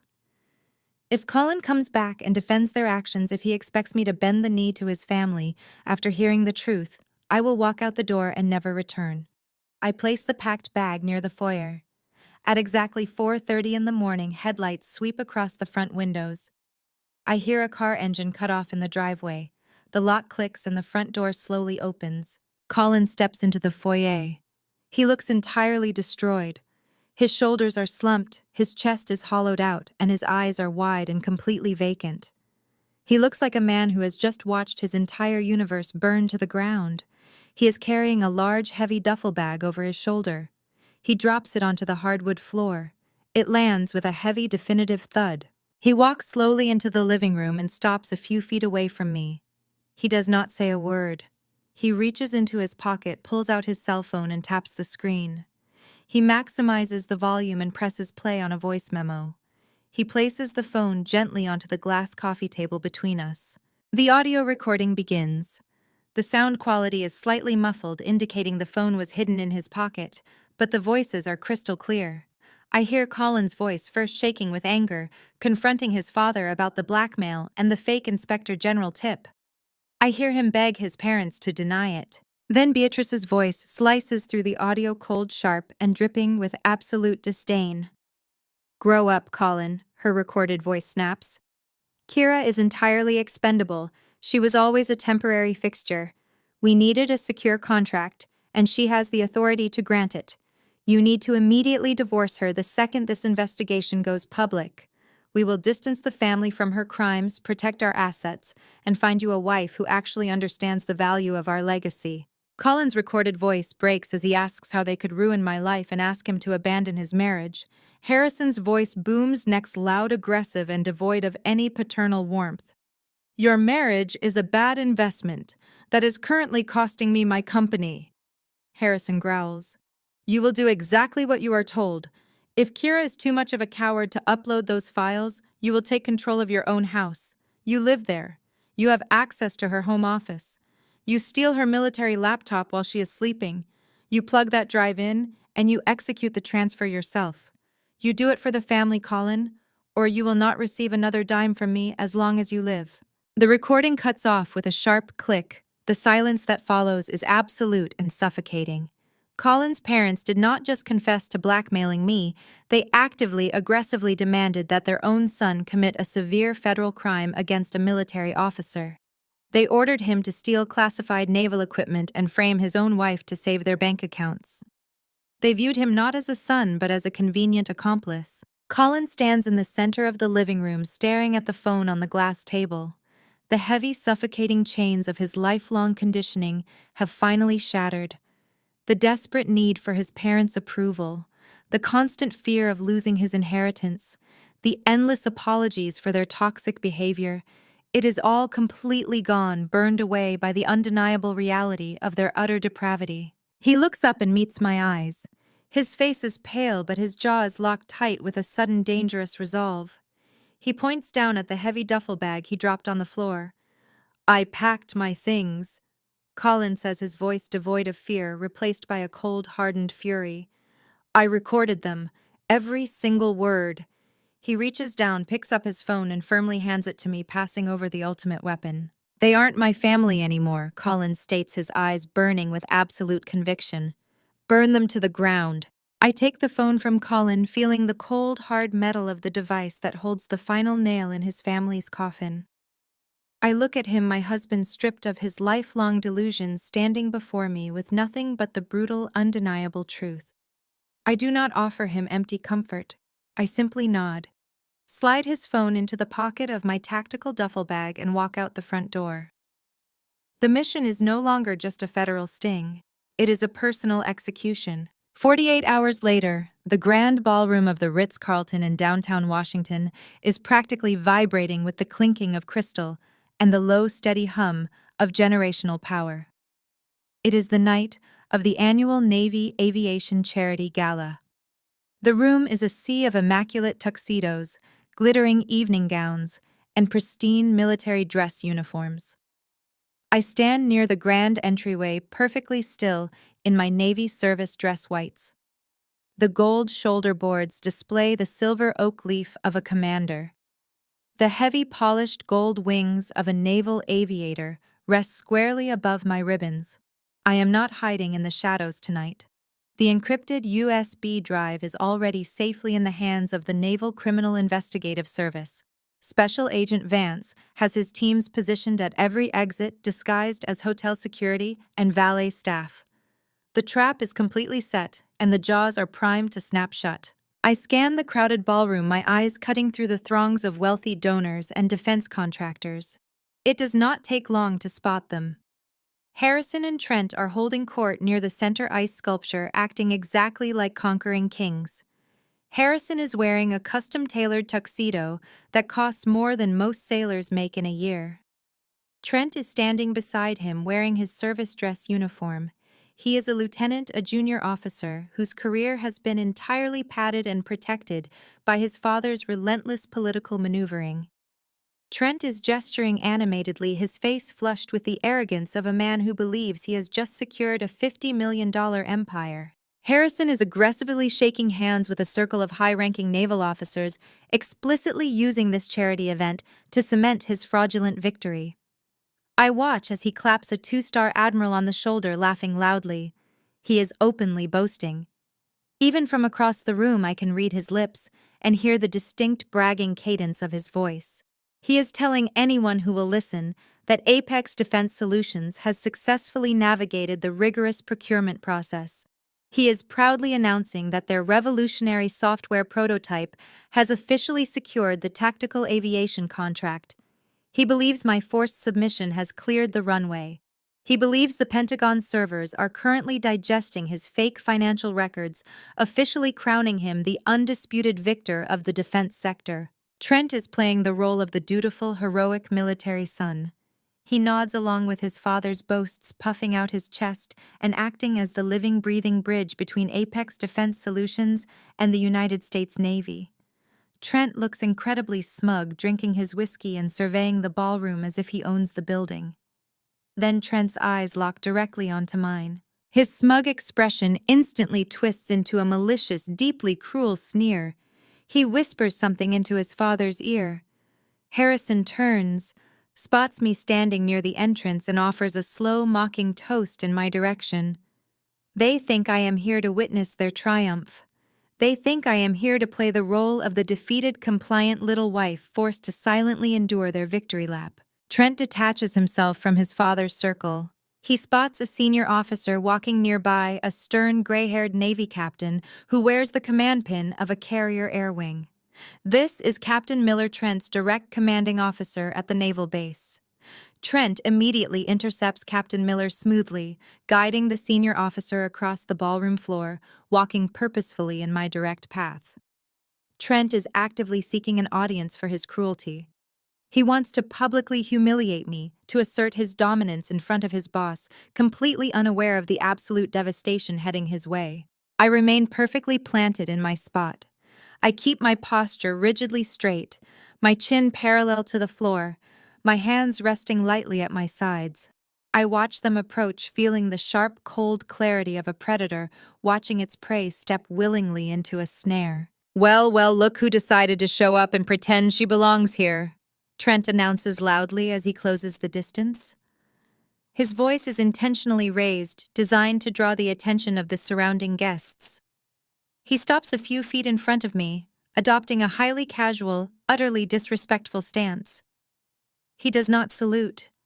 He does not offer a greeting. He simply looks me up and down with overt, undisguised revulsion. Captain Miller stops beside him, momentarily distracted by a passing waiter. His back turned slightly toward me as he grabs a glass of water. Trent leans in his breath, reeking of expensive bourbon. I am honestly surprised you had the nerve to put that uniform on tonight, Kira, Trent says, his tone dripping with acidic condescension. Especially after you completely folded like a cheap lawn chair. Did you come here to fetch my drinks again? Or are you just hoping to catch a few crumbs from my father's table? I do not flinch. I do not break eye contact. I let his words hang in the air, allowing his arrogance to fully expose itself. You really think you are something special, do you not? Trent continues, growing bolder, by my silence, misinterpreting my calm demeanor for fear. He turns his head slightly, ensuring Captain Miller is within earshot. Captain, I want you to meet my brother's pathetic excuse for a wife. She is the perfect example of what is wrong with the modern Navy. She is nothing but a diversity desk jockey, a glorified administrative assistant who pushes paper around and pretends she knows the first thing about tactical warfare. We practically had to hold her hand to get our software approved. Trent smirks, turning completely toward his commanding officer, waiting for the older man to join in his mockery. He expects Captain Miller to laugh, to dismiss me, to validate Trent's immense, unearned superiority. Captain Miller turns around slowly, his glass of water in hand. He looks past Trent. He looks directly at me. The transition is instantaneous and breathtaking to witness. The casual, relaxed posture of the senior officer vanishes in a microsecond. Captain Miller's eyes lock onto the gold oak leaves on my shoulders. His gaze drops to the gold naval aviator wings pinned tightly above my ribbons. He registers the combat action ribbons, the extensive deployment markers, and the undeniable fact that he is standing in front of the head of the Tactical Aviation Procurement Board. Captain Miller does not laugh. He does not smile. His face transforms into a rigid mask of absolute horrified professional shock. He realizes in real time that his junior officer is actively loudly insulting a highly decorated superior officer in the middle of a formal military function. Captain Miller's heels snap together with a sharp, audible crack that echoes over the classical music playing in the background. His spine straightens into a perfect, rigid line. He brings his right hand up in a crisp, flawless, intensely respectful salute. "Good evening, Commander Bennett," Captain Miller says, his voice ringing with absolute deference and a thinly veiled undercurrent of sheer panic. "It is an honor to see you tonight, ma'am." I return the salute with slow, deliberate precision.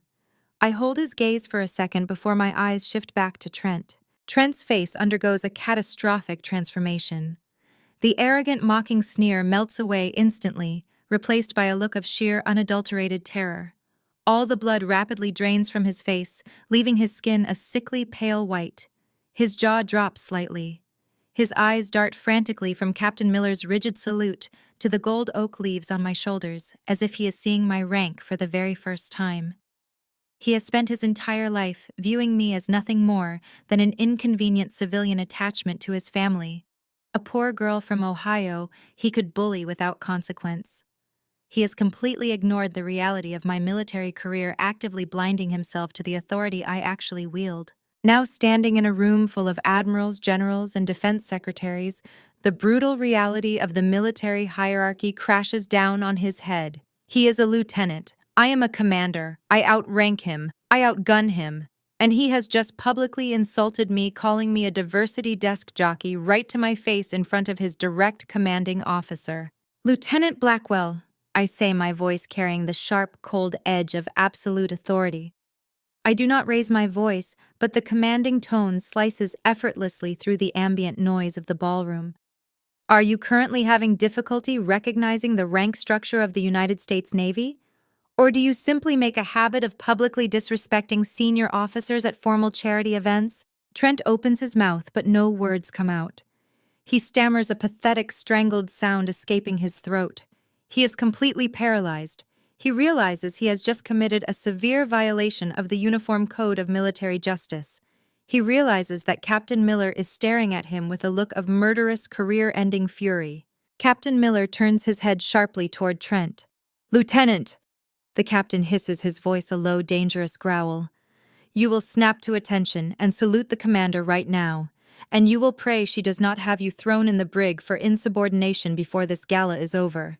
Trent scrambles to comply. His movements are jerky, panicked, and entirely devoid of his usual manufactured grace. He snaps his heels together, his hands trembling violently as he brings his arm up in a desperate, sloppy salute. "I apologize, ma'am." Trent chokes out his voice, barely a whisper, completely stripped of his bravado. "I spoke out of turn." "You spoke exactly as you were trained to speak, Lieutenant." I reply, my voice dropping to a deadly quiet register that only he and the captain can hear. "You spoke like a man who believes the rules do not apply to his family. But I promise you, Trent, the rules absolutely apply." I do not dismiss him. I leave him standing there at attention, his arm locked in a salute, his face burning with profound, inescapable humiliation. I turn my gaze toward the center of the room. Harrison is still laughing, completely unaware that his son has just been publicly castrated. He is unaware that the federal agents are quietly sealing the perimeter.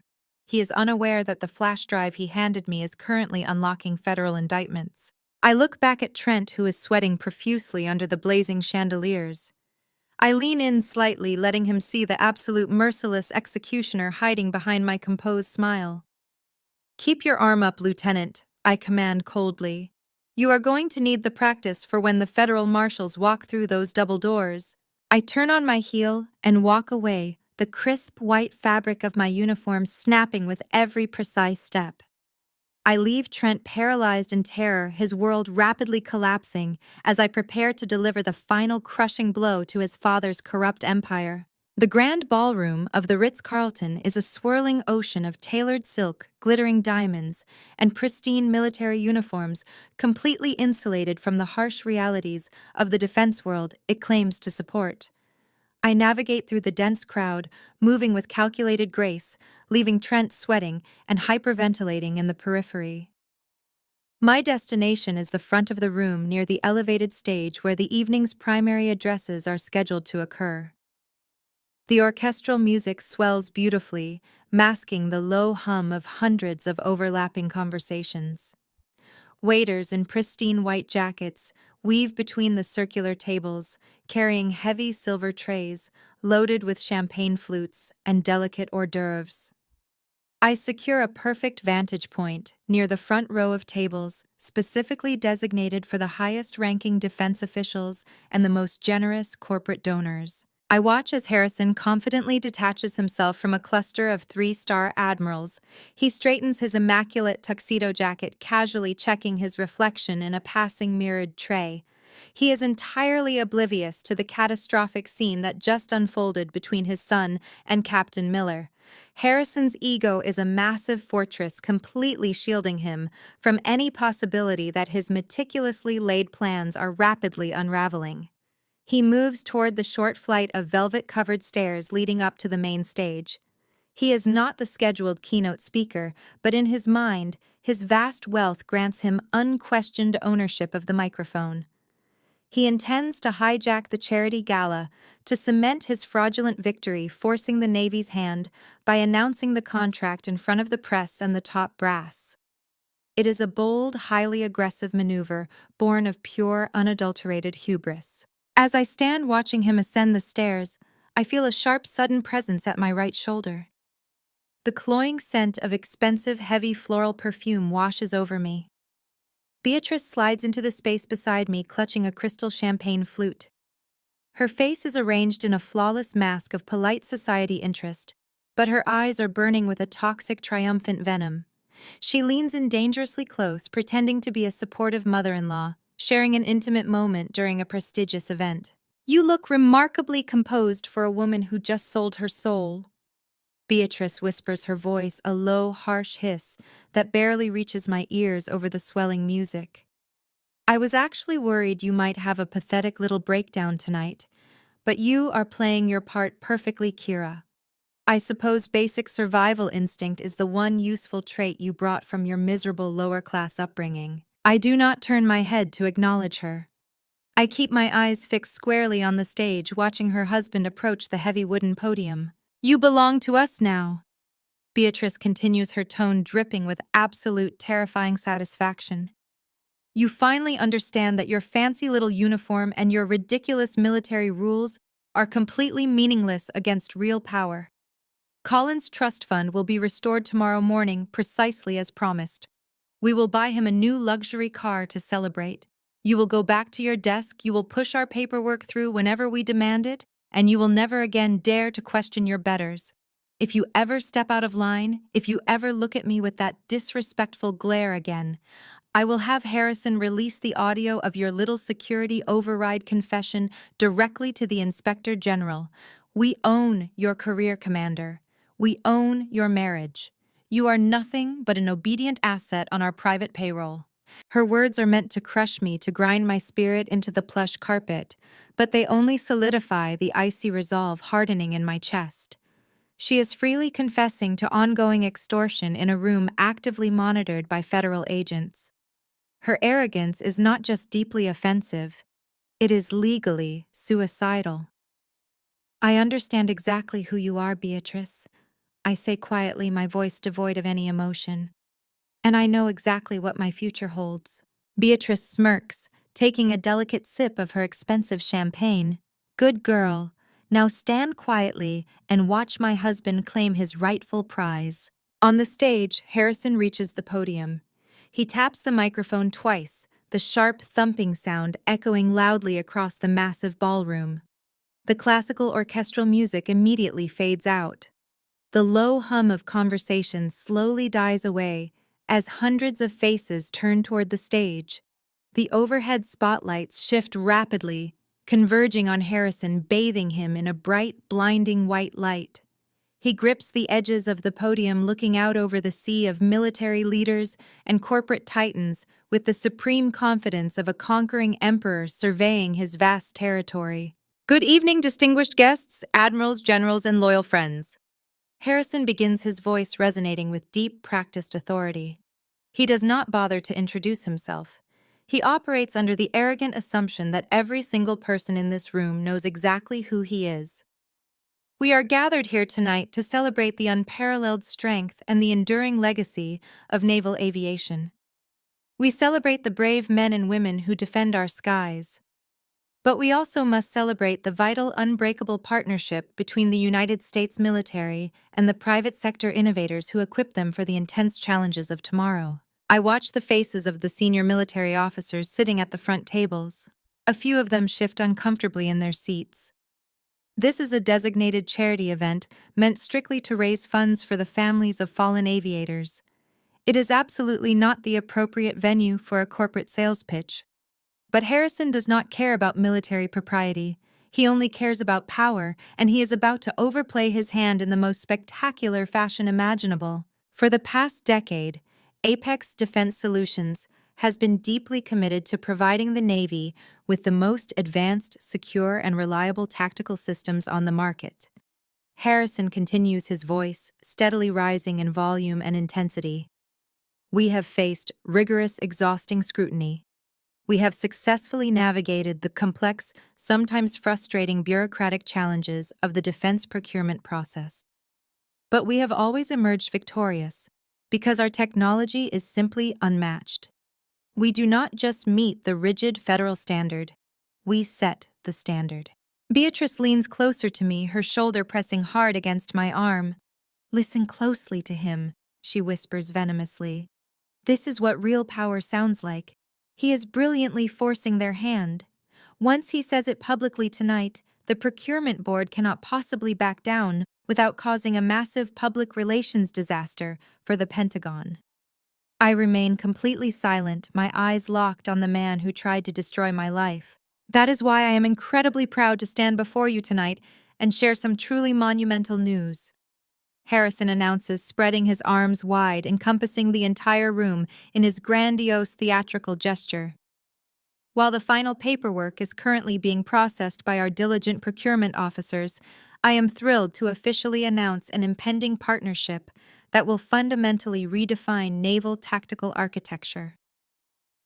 Apex Defense Solutions has officially secured the primary federal contract for Project Sentinel. A massive ripple of shocked murmurs washes through the grand ballroom. This is an egregious breach of federal protocol. Contract awards of this magnitude are strictly classified until officially announced by the Department of Defense Public Affairs Office. Bypassing the Pentagon to announce a $50 million contract at a civilian charity gala is incredibly presumptuous. The high-ranking admirals in the front row exchange sharp, deeply concerned glances. Captain Miller, who has finally managed to extract himself from a hyperventilating Trent, stares at the stage in absolute unbridled horror. Harrison completely ignores the shifting, highly uncomfortable energy radiating through the room. He thrives on it. He genuinely believes he is executing a masterstroke of corporate strategy. He raises his right hand, pointing directly toward the table where the highest-ranking defense officials are seated in shocked silence. This partnership guarantees that our brave pilots will fly with the most advanced, unbreakable security software ever developed.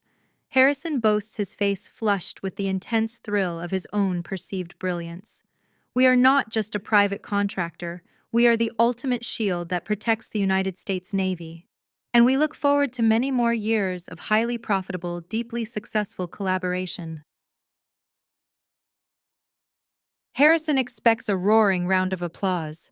He fully expects the room to rise to their feet in a massive standing ovation, acknowledging his supreme victory and his untouchable elite status. He stands tall at the wooden podium, smiling broadly, eagerly, waiting for the adoration to wash over him. Instead, the microphone emits a sharp, piercing screech of audio feedback. The terrible high-pitched sound cuts through the ballroom like a physical blade, causing several wealthy guests to flinch and immediately cover their ears. Harrison taps the microphone aggressively, his confident smile faltering for a brief, uncertain second. Testing, testing, Harrison says, but his voice does not project through the massive sound system. The microphone is completely dead. He frowns, looking off to the side of the stage toward the audio-visual control booth, clearly expecting an immediate fix from the hotel staff. He raises his hand to signal them, profound annoyance flashing across his polished features. Suddenly, the main spotlight illuminating Harrison abruptly shuts off, plunging the stage into a dim, muted shadow. The ambient lighting in the ballroom flickers once, shifting from a warm, elegant gold to a stark, harsh, unforgiving white. The sudden, violent change in lighting instantly alters the entire atmosphere of the room, stripping away the luxury and replacing it with a cold, clinical exposure. Beatrice stiffens beside me. "What on earth is going on?" she mutters, genuine confusion finally piercing her arrogant facade. "Did they blow a circuit?" I do not answer her. My eyes are fixed directly on the heavy brass-studded oak doors at the very back of the grand ballroom. With a massive echoing thud that reverberates through the sudden confused silence of the crowd, the double doors violently swing open. They hit the retaining walls with a loud, violent crash. The low murmur of the guests instantly ceases. Every single head in the room turns away from Harrison and toward the back of the hall. A unified, highly rhythmic sound of heavy boots striking the polished hardwood floor fills the void.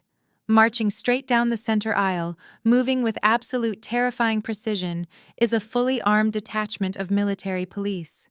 They are wearing tactical gear, their faces set in grim, uncompromising masks. Flanking the military police are 4 men wearing dark suits and federal credentials hanging from lanyards around their necks. Leading the entire formation is Special Agent Vance. His eyes are locked directly on the stage. The federal agents do not pause. They do not look left or right. They march forward with the overwhelming, unstoppable force of an avalanche. The high society guests immediately scramble out of the way, frantically pulling their chairs back and pressing themselves against the tables to clear the aisle. The wealthy donors and defense contractors stare in absolute frozen shock. The silence in the ballroom is profound, broken only by the sharp, synchronized marching of the federal response team rapidly closing the distance to the stage. The heavy, synchronized footfalls of the military police echo like a terrifying drumbeat against the pristine walls of the grand ballroom. The perfectly manicured crowd parts like the Red Sea, falling over themselves to clear the center aisle. High society socialites clutch their pearls, and defense contractors instinctively take a step back, their faces draining of color. The sudden violent intrusion of armed federal agents shatters the carefully curated illusion of untouchable power that usually insulates this room. Harrison stands frozen at the wooden podium, his hands still gripping the edges, his mouth slightly open. For a fleeting, almost comical second, his immense ego tries to process the scene. He genuinely looks around as if expecting the agents to march past him and arrest a rival contractor. He simply cannot fathom a universe where he is the target. He adjusts his tailored tuxedo jacket, squaring his shoulders, projecting a facade of mild, irritated curiosity at this disruption of his grand announcement. Trent is entirely different. The young lieutenant is currently trembling so violently that the ice in his empty glass chatters against the crystal. He shrinks back, trying to hide himself behind the towering ice sculpture and the broad shoulders of the senior officers nearby. His previous arrogance, the sneering confidence that allowed him to relentlessly mock my background and demand I serve him drinks, has completely evaporated. He looks like a terrified, cornered animal. Captain Miller, standing only a few feet away, does not move to protect his junior officer. The gray-haired captain maintains his rigid posture, his eyes locked straight ahead, completely disassociating himself from the catastrophic disaster unfolding beside him. Special Agent Vance leads the formation with absolute, unwavering purpose. The federal response team does not pause to offer pleasantries or flash badges at the two-star admirals sitting in the front row. They bypass the highest-ranking military officials in the room, as if they were nothing more than decorative furniture. Vance's eyes are locked with laser precision on the two men currently standing near the stage. The absolute finality of his approach leaves no room for misinterpretation. They have not come to negotiate. They have come to execute a total dismantling of the Apex Defense Solutions empire. Vance stops directly in front of Trent.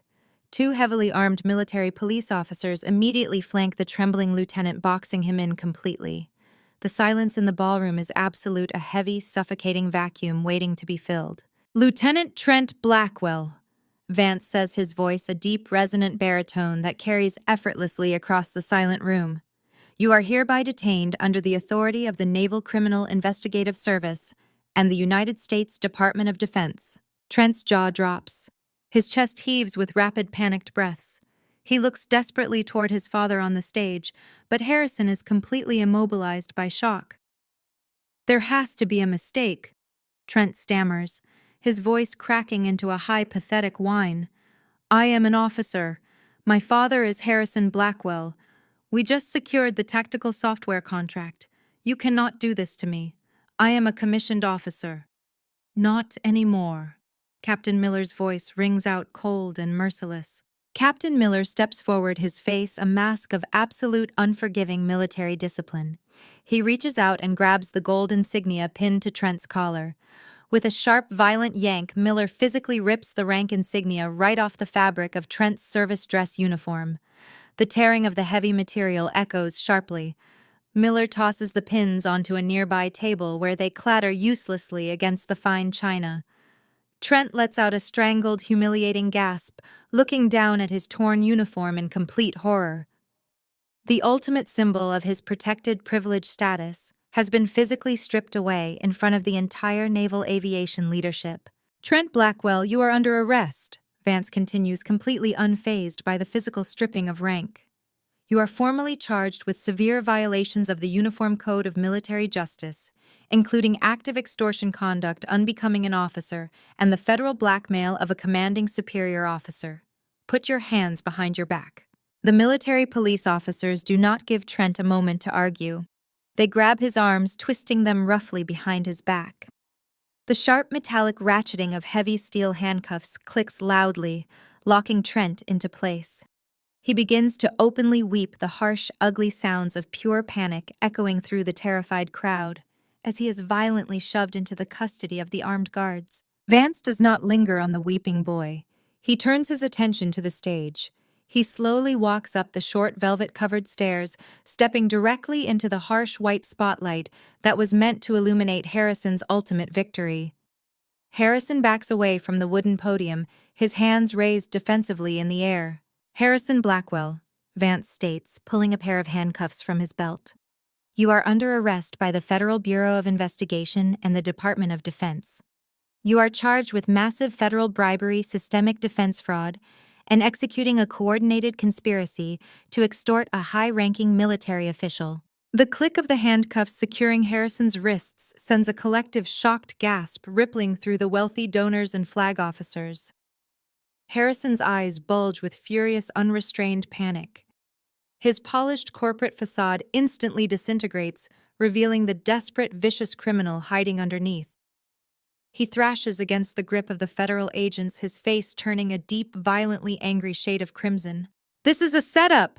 Harrison screams, his voice echoing wildly across the grand ballroom. Saliva flies from his lips as he struggles against the steel cuffs. "I am being framed. Look at her. Look at Commander Bennett." He twists his neck, glaring directly at me where I stand calmly near the entrance. "She is a liar. She is a fraud. She fabricated this entire investigation because she was angry about her security clearance. I have friends in high places. I play golf with the senators who write your budget, Vance. You are all going to lose your jobs for this." Harrison's desperate screams bounce off the crystal chandeliers. He is trying to leverage his political connections, desperately attempting to cast doubt and paint me as a disgruntled, vindictive officer. He looks at the admirals, begging them silently to intervene, but the senior military leadership remains completely frozen, staring at the disgraced CEO with absolute disgust. I take a slow, deep breath. The time for hiding behind a mask of submission is officially over. I step forward, walking calmly and purposefully toward the center of the room. The crowd parts for me, offering me a wide, unobstructed path. I walk directly to the central audio-visual control console situated near the edge of the stage.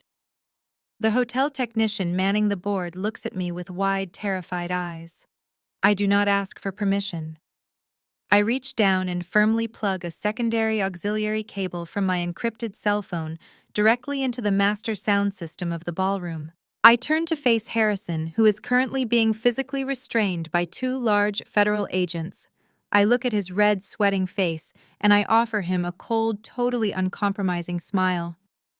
"You wanted to make an announcement to the entire procurement board tonight, Harrison," I say, my voice perfectly calm and completely steady. "I think it is only fair that we let them hear exactly how you conduct your business." I press play on my phone screen. I immediately push the master volume slider on the control board all the way to the maximum limit. The massive high-definition concert speakers suspended around the perimeter of the ballroom suddenly crackle to life. The audio is crystal clear, perfectly enhanced by the state-of-the-art sound system. The recording I captured on my smartwatch at the coffee shop begins to play, blending seamlessly into the recording Colin captured of his parents earlier that afternoon. Beatrice's sharp, arrogant voice booms through the hall, bouncing off the walls with terrifying clarity. "There is exactly $100,000 in untraceable cash resting right there," the speakers blare. "Take the envelope and just sign Harrison's approval for the software contract." A collective gasp of sheer horror ripples through the room. The admirals in the front row go completely rigid, their faces hardening into masks of pure, unadulterated fury. But the recording does not stop. It seamlessly transitions to Harrison's booming, aggressive threats. Kira is entirely expendable. Harrison's recorded voice roars through the speakers, his vicious tone perfectly matching the man currently struggling in handcuffs. She was always a temporary fixture. We needed a secure contract, and she has the authority to grant it. You steal her military laptop while she is sleeping. You plug that drive in and you execute the transfer yourself. The audio plays out every single threat, every explicit bribe, and every undeniable confession of their massive coordinated fraud. The evidence is absolute, public, and devastating. The entire naval aviation leadership has just listened to the CEO of Apex Defense Solutions confess to federal treason. Harrison stops struggling. He slumps forward, the fight completely draining out of his body as the reality of his total destruction settles over him. He knows that his political connections cannot save him from a public, undeniable confession broadcasted to the highest-ranking military officials in the country. He is finished. Trent is openly sobbing on the floor, his torn uniform a stark representation of his ruined life.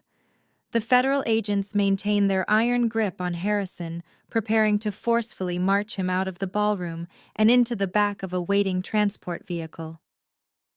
The silence following the audio playback is heavier and more profound than before. It is the silence of an empire turning into dust. Suddenly, a sharp, feral scream shatters the quiet. Beatrice breaks away from the cluster of stunned socialites. Her perfectly coiffed hair is disheveled, her expensive designer gown twisting around her legs as she sprints blindly across the polished hardwood floor. Her face is contorted into a mask of pure, unhinged madness. All of her polished high society composure is gone, replaced by the violently aggressive thrashing of a woman who has just watched her wealth, her status, and her family stripped away in a matter of minutes. She lunges directly at me, her hands curled into desperate clawing claws aiming straight for my face. "You miserable, ungrateful monster!" Beatrice screams, her voice cracking with a high-pitched, hysterical fury. "You set us up. You destroyed my husband. You ruined my son. You destroyed my entire family." She throws all of her weight forward, attempting to physically strike me in front of the federal agents. I do not flinch. I do not step back. I stand my ground. As her hands rake through the air toward my face, I bring my left arm up in a fluid, blindingly fast motion. I catch her wrist effortlessly in midair. My grip is absolute, locking around her delicate bones like a vice of solid steel. The sudden violent halt to her momentum violently jerks her shoulder, causing her to let out a sharp gasp of pain. She struggles against my hold, her expensive bracelets rattling against my uniform sleeve, but she cannot break free. I look down into her wild, terrified, tear-streaked eyes. The arrogant, untouchable matriarch who tried to buy my honor in a cheap coffee shop is now nothing more than a broken, desperate criminal struggling against a superior force. I lean in slightly, letting my voice drop to a cold, merciless whisper that cuts through her frantic sobbing. "You destroyed yourselves."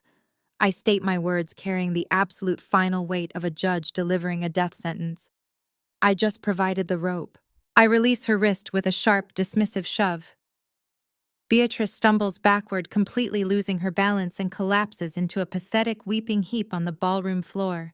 She covers her face with her trembling hands, her sobs echoing through the silent, judgmental crowd. I turn away from her, adjusting the cuffs of my pristine white uniform, completely unbothered by the wreckage left in my wake. The military police move in, grabbing Beatrice by the arms and hauling her roughly to her feet to join her husband and son in federal custody. The shadow operation is over. The trap has sprung and the rot has been permanently severed from the chain of command. I watch them drag the Blackwell family out of the ballroom, knowing my integrity and my oath remain completely unbroken. The blinding flashes of camera lenses replace the glittering chandeliers of the Ritz-Carlton. By sunrise, the spectacular downfall of the Blackwell family is the lead story on every major news network across the globe. Harrison and Trent remain locked in federal holding cells, denied bail due to the severe national security implications of their charges. Beatrice, however, manages to secure a temporary release by emptying a massive personal contingency account. She emerges from the courthouse wearing the same rumpled designer gown from the night before, her face shielded by oversized sunglasses. She steps into a waiting town car and begins formulating her counterattack. She operates under the absolute delusion that her generational wealth and social standing will somehow shield her from the brutal reality of federal indictments. Beatrice believes she can simply spin the narrative. She has spent decades ruling Washington elite society with an iron fist, ruthlessly excommunicating anyone who suffered even a minor public scandal. She assumes her loyal court of wealthy socialites will rally behind her. The moment she returns to her sprawling Georgetown estate, she makes dozens of phone calls expecting sympathy, outrage on her behalf, and immediate offers of high-powered legal assistance. Instead, she receives absolute deafening silence. Her closest confidants send her directly to voicemail.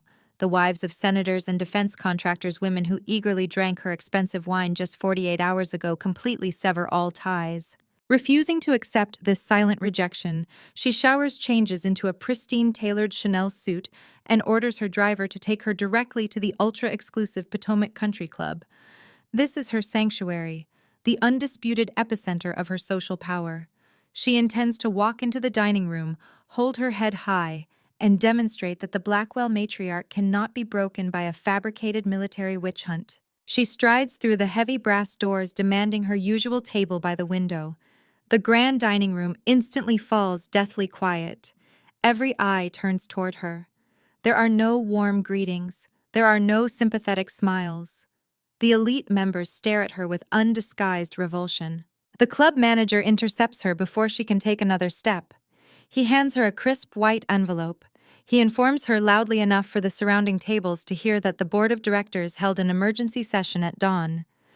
Due to the severe, highly public nature of her federal indictment for defense fraud and extortion, her lifetime membership has been permanently revoked, effective immediately. He asks her to leave the premises before he is forced to call the local authorities to report a trespasser. Beatrice snatches the envelope, her face flushing a deep mottled red. She looks around the room, desperately seeking a single friendly face. Women she mentored turn their heads away. Men her husband funded suddenly find their coffee cups incredibly interesting.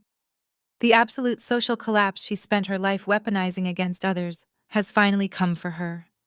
She turns on her heel and marches out the doors, her humiliation absolute and entirely public. But Beatrice Blackwell does not know how to surrender. Driven by a toxic cocktail of narcissism and sheer desperation, she retreats to her mansion and decides to seize control of the media narrative. She cannot rely on her husband's corporate lawyers who are frantically trying to distance themselves from the criminal charges. She cannot rely on her social circle. She realizes she must take the fight directly to the public. She hires a boutique, aggressively ruthless public relations firm that specializes in crisis management and character assassination.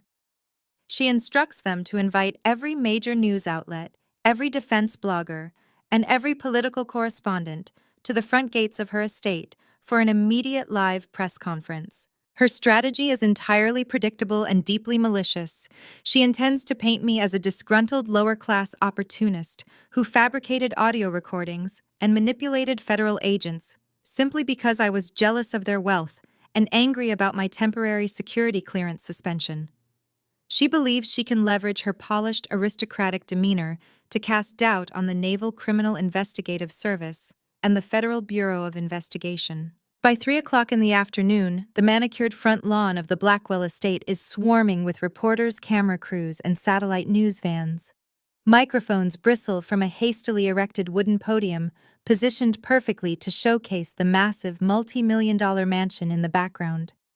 Beatrice emerges from the heavy front doors, projecting the image of a stoic, wrongfully accused matriarch. She walks slowly to the podium, her expression a masterclass in manufactured grief and righteous indignation. She adjusts the microphones, takes a deep breath, and looks directly into the bank of television cameras. "Thank you all for coming on such short notice." Beatrice begins, her voice perfectly modulated to sound both strong and deeply wounded. "My family has dedicated our entire lives to serving and protecting the United States of America.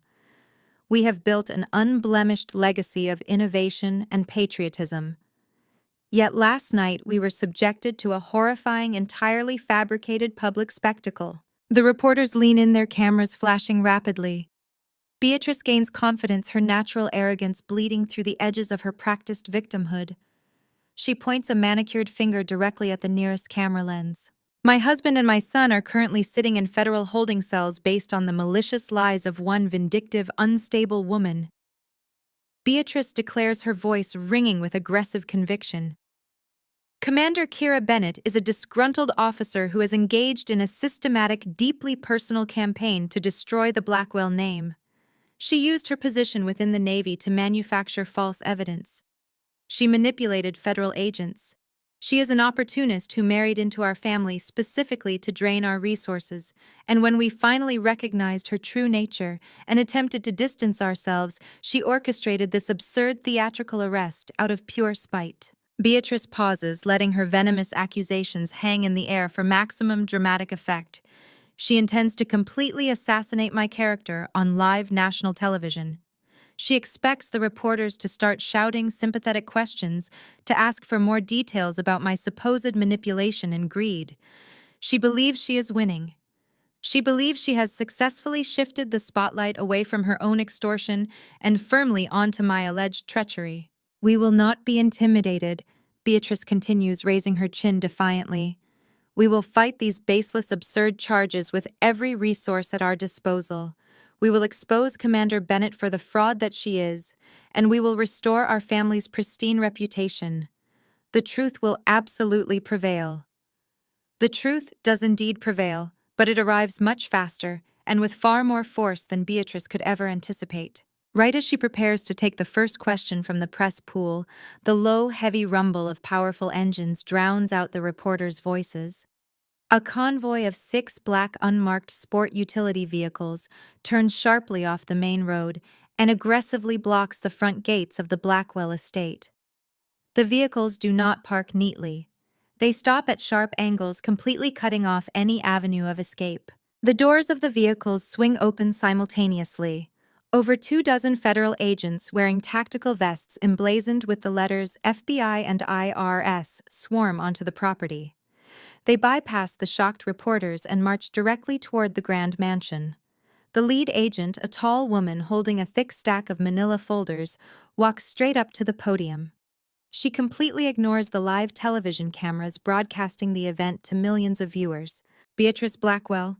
The lead agent announces, her voice carrying a cold, clinical authority that shatters Beatrice's grand performance.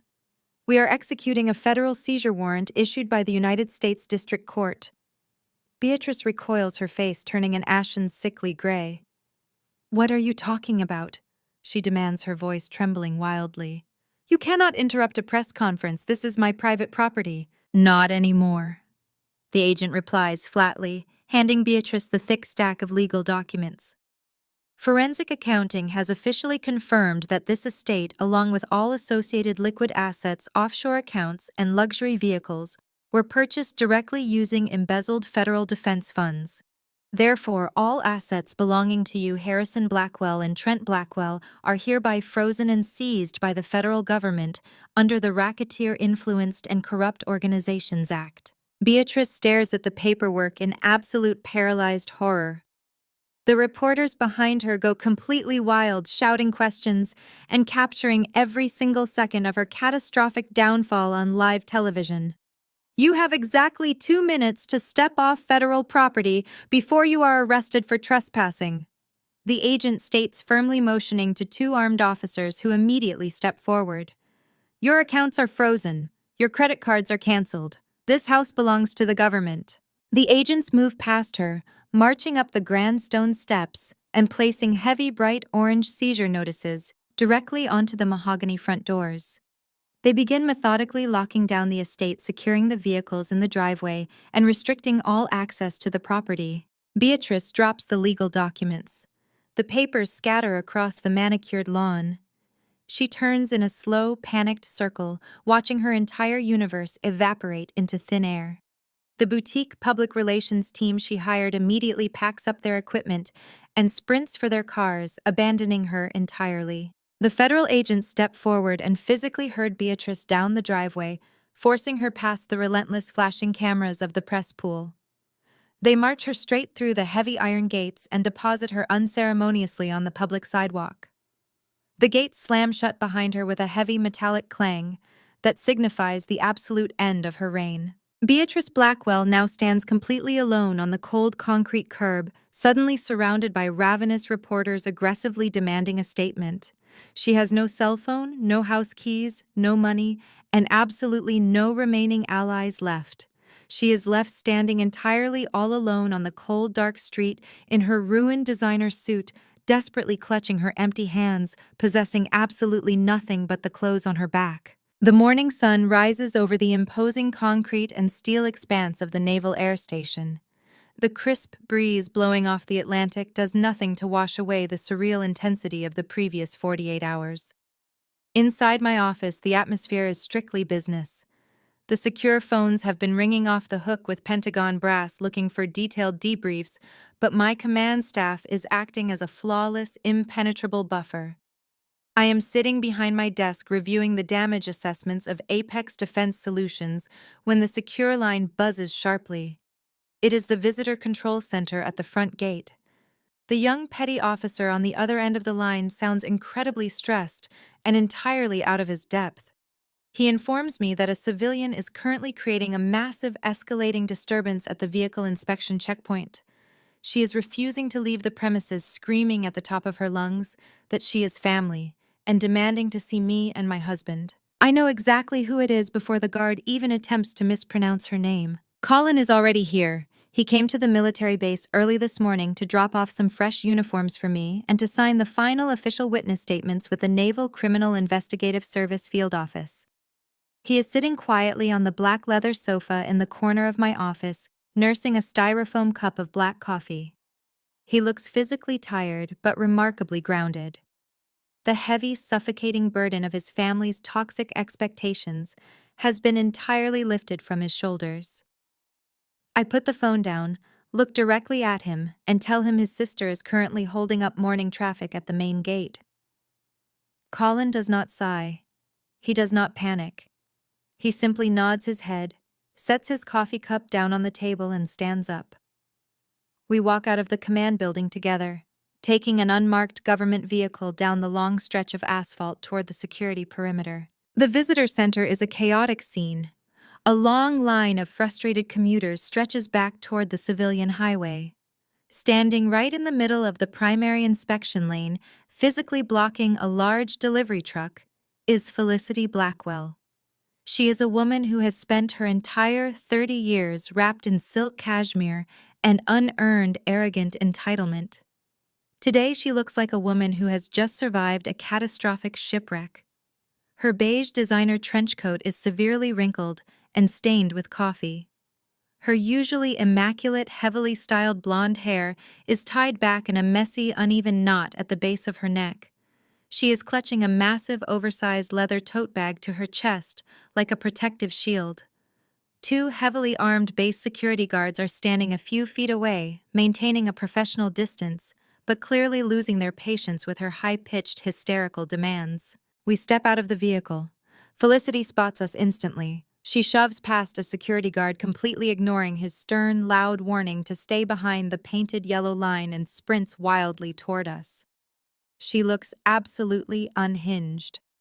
The signature Blackwell arrogance she wore like a second skin has been entirely burned away by sheer unadulterated panic. She stops a few feet from us, her chest heaving violently, her eyes wide and heavily bloodshot. She does not offer a polite greeting. She does not ask how we are dealing with the massive fallout of her parents being indicted for federal treason. She dives straight into her own personal overwhelming tragedy. "They took everything," Felicity gasps, her voice cracking violently under the strain of her panic. "The federal agents showed up at my apartment building at 6 o'clock this morning. They served the property manager with a massive seizure warrant. My trust fund is completely frozen. My personal checking accounts, the offshore accounts Dad set up for me in the Caymans, my platinum credit cards, all of it is totally gone. The bank declined my card when I tried to buy a coffee on the way here." The property manager told me I have exactly 48 hours to vacate the penthouse because the lease was paid through one of Dad's fraudulent shell companies. They are treating me like a common criminal. I did not do anything wrong. I just spent the money. Colin stares quietly at his sister. He does not reach out to comfort her. He keeps his hands shoved deep into the pockets of his dark jacket. He is looking at her as if she is a complete stranger. Felicity does not seem to notice his profound coldness. She is entirely consumed by her own rapidly collapsing universe. She steps closer to him, reaching out desperately to grab his arm. Colin, you have to help me. Felicity begs, heavy tears streaming down her pale face, completely ruining her expensive makeup. You live in a normal house in the suburbs. Your accounts are totally separate from the business. You have Kira's military salary. You are safe from the asset forfeiture. I need a temporary loan. Just $50,000. That is absolutely nothing for you guys. It will just tide me over until the corporate lawyers sort out this massive misunderstanding and unfreeze the family assets. I need to secure a new luxury apartment immediately. I need to pay my personal stylist. I need to hire my own private defense attorney because Dad's lawyers are not returning my calls. Just write me a check, Colin, please. I am begging you. She is still clinging desperately to the delusion that her father will somehow beat the federal government. She still firmly believes this is a temporary inconvenience rather than a permanent destruction of their empire. I step forward, placing myself physically between my husband and his frantic, demanding sister. I look down at her, feeling absolutely zero pity for the woman standing in front of me. There is no misunderstanding, Felicity. I state, my voice ringing with hard, uncompromising authority. Your parents are entirely guilty. Your brother is guilty. Every single dime that funded your luxury lifestyle was stolen from the United States government. The asset freeze is permanent. You are never getting that money back. Felicity glares at me, a brief, ugly flash of her old venomous hatred piercing through her thick layer of panic. Shut up, Kira. I am not talking to you. I am talking to my brother. This is private family business. You have no right to interfere. I let out a short, cold, humorless laugh. I have every right.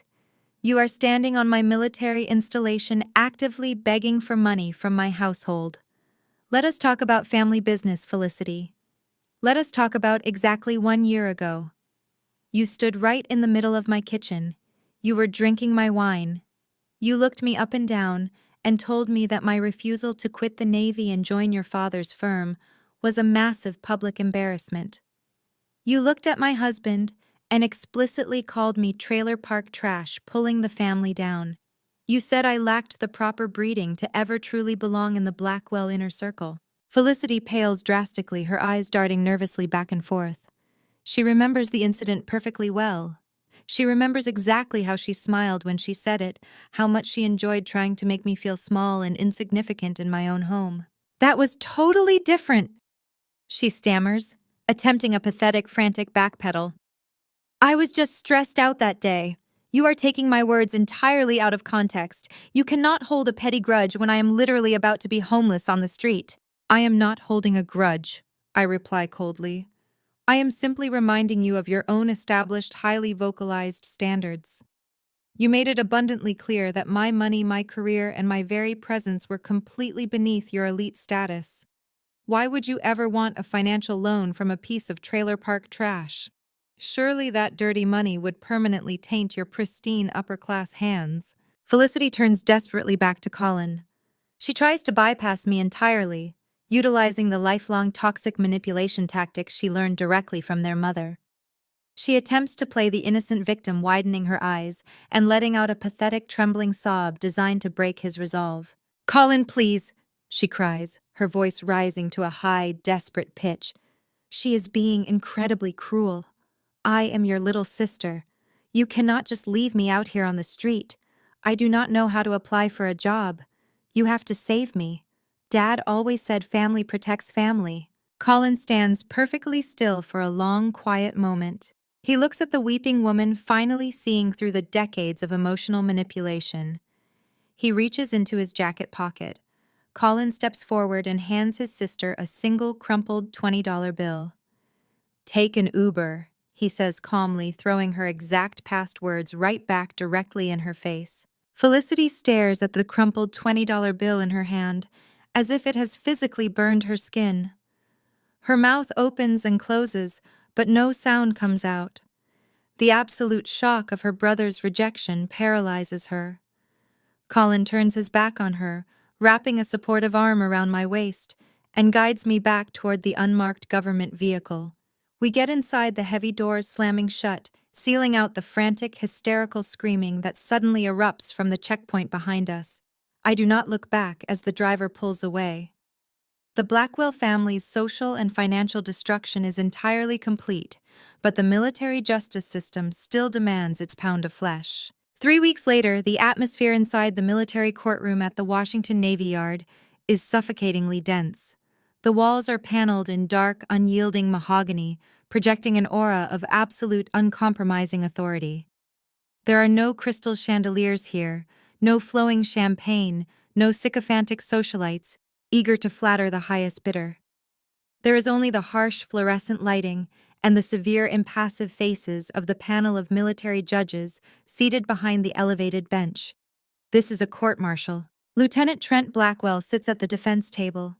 He looks entirely diminished, a hollow shell of the arrogant junior officer who once paraded around charity galas mocking his superiors. His service uniform hangs slightly loose on his frame, missing the polished sheen of untouchable privilege. However, a desperate cornered rat is still a rat, and Trent's deeply ingrained entitlement refuses to die quietly. The defense strategy is as predictable as it is pathetic. When Trent takes the stand, his military-appointed defense counsel attempts to paint a picture of a naive, eager junior officer manipulated by a vindictive, calculating superior. Trent leans into the microphone, his voice dripping with a manufactured, highly rehearsed sorrow. He attempts to play the victim, utilizing the exact same toxic manipulation tactics his mother perfected over decades of high society warfare. Commander Bennett has harbored a deep personal vendetta against my family from the very beginning. Trent testifies, looking directly at the panel of military judges with wide, pleading eyes. She comes from a vastly different background. She grew up with nothing. My family represents generational wealth, a pure bloodline of American success and prestige. She was intensely jealous of the life we provided for her husband, my brother. She hated that we did not immediately accept her into our inner circle. She used her high-ranking position on the procurement board to orchestrate an elaborate trap, deliberately feeding me false information to make it look like I was attempting to bypass security protocols. He actually uses the phrase pure bloodline in a federal military court. I sit at the prosecution table, maintaining a perfectly rigid, expressionless mask, but internally I am astounded by his sheer, unadulterated hubris. He genuinely believes that invoking his family's wealth and supposed aristocratic superiority will somehow endear him to a panel of battle-hardened Navy captains and admirals who have dedicated their entire lives to meritocracy and service.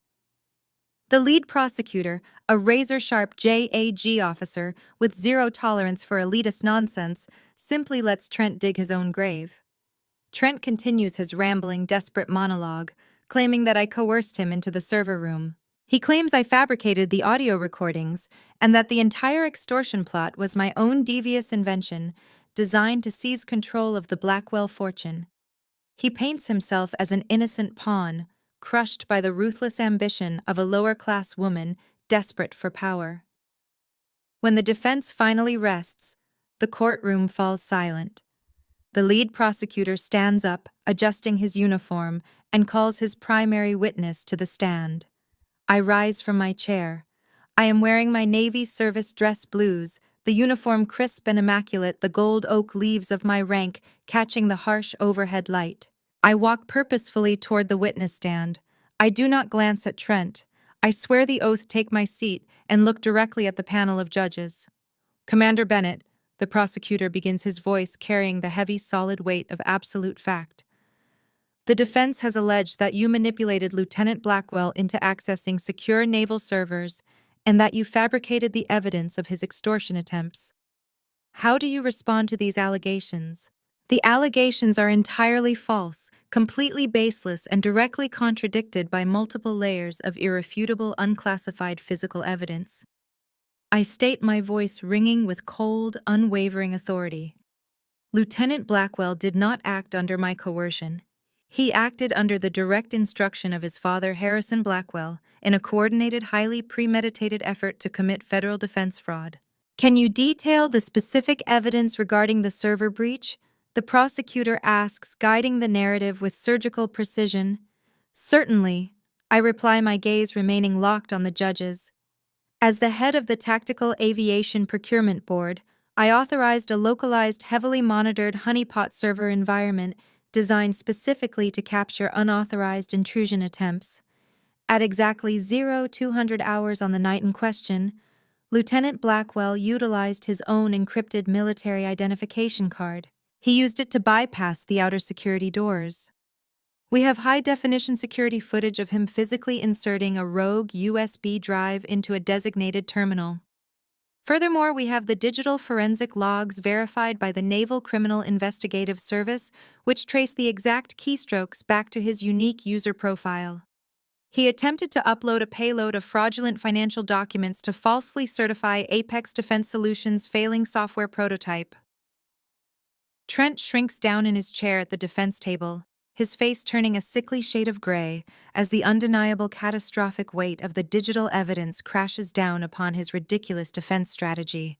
And regarding the allegations of extortion and blackmail, the prosecutor continues stepping closer to the witness stand. The extortion was explicit, aggressive, and thoroughly documented. I testify without a shred of hesitation.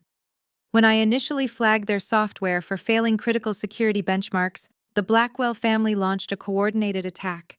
They filed an anonymous, fabricated tip with the Inspector General accusing me of accepting foreign bribes, which temporarily suspended my top-secret clearance.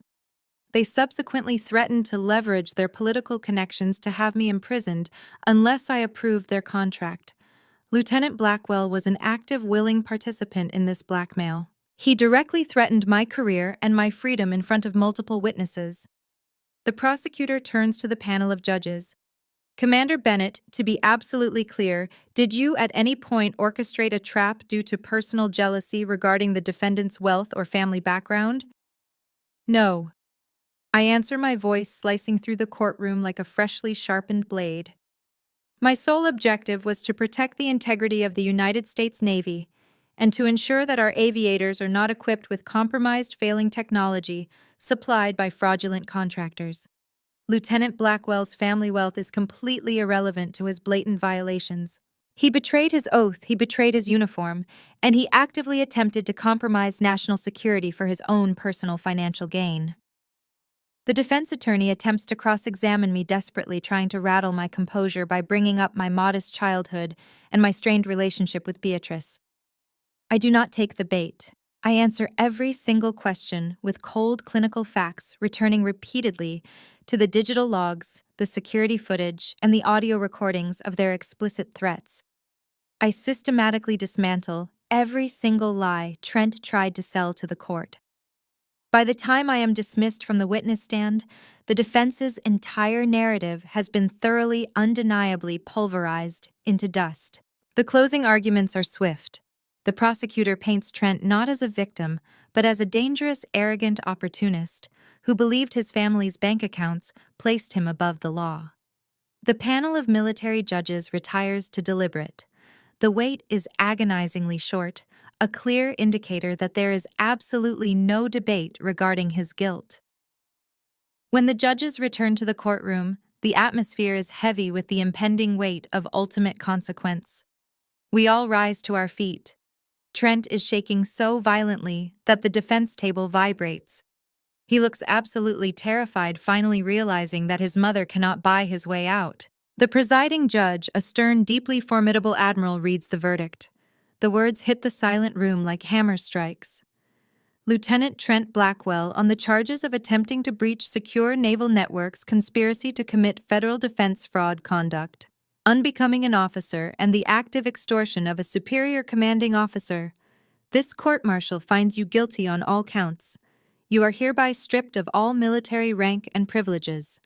You are sentenced to receive a dishonorable discharge from the United States Navy.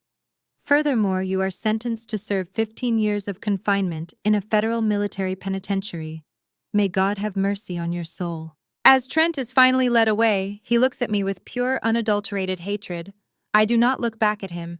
I simply salute the judge. The swift and brutal military justice delivered to Trent sends a massive shockwave directly into the civilian federal courts. Harrison Blackwell, the untouchable titan of the defense contracting industry, watches his golden child stripped of his rank and sentenced to 15 years in a military penitentiary. The utter destruction of his son finally breaks Harrison's arrogant resolve. He realizes that his expensive corporate defense attorneys cannot magically erase the mountain of digital evidence, the audio recordings, and the sworn testimonies, proving his widespread fraud and extortion. Facing a potential life sentence under the Racketeer Influenced and Corrupt Organizations Act, Harrison capitulates completely. He instructs his legal team to negotiate with the federal prosecutors. The resulting plea deal is swift and entirely merciless. Harrison pleads guilty to massive federal bribery, systemic defense fraud, and conspiracy to extort a military officer. The federal judge, citing the severe national security implications of Harrison's crimes, accepts the plea but refuses to offer leniency. Harrison is sentenced to a full decade in a maximum security federal prison with absolutely no possibility of early parole. The judge also mandates the permanent forfeiture of all his corporate assets, officially dismantling Apex Defense Solutions and erasing the Blackwell financial empire from existence. The mighty kingmaker of Washington is reduced to a federal inmate number, stripped of his custom-tailored suits, and forced into a standard-issue orange jumpsuit. While Harrison trades his Georgetown mansion for a concrete cell, Beatrice is left to navigate the harsh, unforgiving reality of absolute financial ruin. The federal asset seizure strips away everything she has ever known. Her luxury vehicles, her offshore accounts, her extensive jewelry collection, and her sprawling estates are completely liquidated by the government to pay restitution. She is forced to vacate her temporary hotel room when her last remaining credit card is violently declined. The former queen of Washington high society, a woman who once commanded armies of caterers and decorators, is now living in a tiny, cramped studio apartment on the undesirable outskirts of the city. She has no staff, no personal driver, and absolutely no social standing. The elite circle of wealthy socialites she once ruled with an iron fist has completely abandoned her, treating her name like a highly contagious disease. Her carefully constructed universe of privilege has evaporated, leaving behind a bitter, desperate woman who still cannot comprehend that her actions have permanent, unalterable consequences. 6 months after Harrison is locked away, the harsh reality of her new life finally breaks through Beatrice's stubborn denial. She realizes that the massive civil suits filed against her for corporate damages will keep her permanently destitute. In a final, desperate bid for survival, she resorts to the only tactic she has left. She attempts to manipulate the very people she tried to destroy. I am sitting at the kitchen island in my home enjoying a quiet Saturday morning with a fresh cup of coffee when I notice a thick cream envelope sitting at the bottom of our mail stack. The return address is missing, but the looping, overly ornate handwriting is instantly recognizable. It is a handwritten letter from Beatrice. I do not open it immediately. I sit there staring at the thick paper, feeling a strange sense of detachment. A year ago, the mere sight of her handwriting would have sent a spike of anxiety straight through my chest. Now I feel nothing but mild clinical curiosity. Colin walks into the kitchen, his hair slightly damp from a morning run. He pours himself a cup of coffee and leans against the counter, noticing the envelope resting on the marble island. He recognizes the handwriting instantly. His posture does not stiffen. He does not clench his jaw. He simply takes a sip of his coffee and looks at me, offering a calm, steady nod. I slide my finger under the seal and pull out the heavy, embossed stationery. She is using the last remnants of her personalized stock, clinging desperately to the illusion of her former wealth. I unfold the letter and begin reading the words aloud to my husband. The contents are a breathtaking masterpiece of narcissistic delusion and toxic manipulation. Beatrice does not begin with a genuine apology. She begins by complaining bitterly about her current living conditions. She writes about the peeling paint in her studio apartment, the noise from the street, and the indignity of having to use public transportation. She describes her situation as a tragic injustice, completely ignoring the fact that her own greed and malicious actions placed her there. I know tensions were high last year, Beatrice writes, her words echoing loudly in our quiet kitchen. We all said things we did not entirely mean during a very stressful business transition. I am willing to apologize for any minor misunderstandings that may have occurred between us. Family must always find a way to forgive. I pause, looking up at Colin. He shakes his head slowly, a faint, humorless smile touching his lips. Any minor misunderstandings. That is how she categorizes a coordinated federal extortion plot, the attempted destruction of my military career, and the active blackmail of a commanding officer. She reduces systemic criminal malice to a simple failure of communication. I continue reading the letter.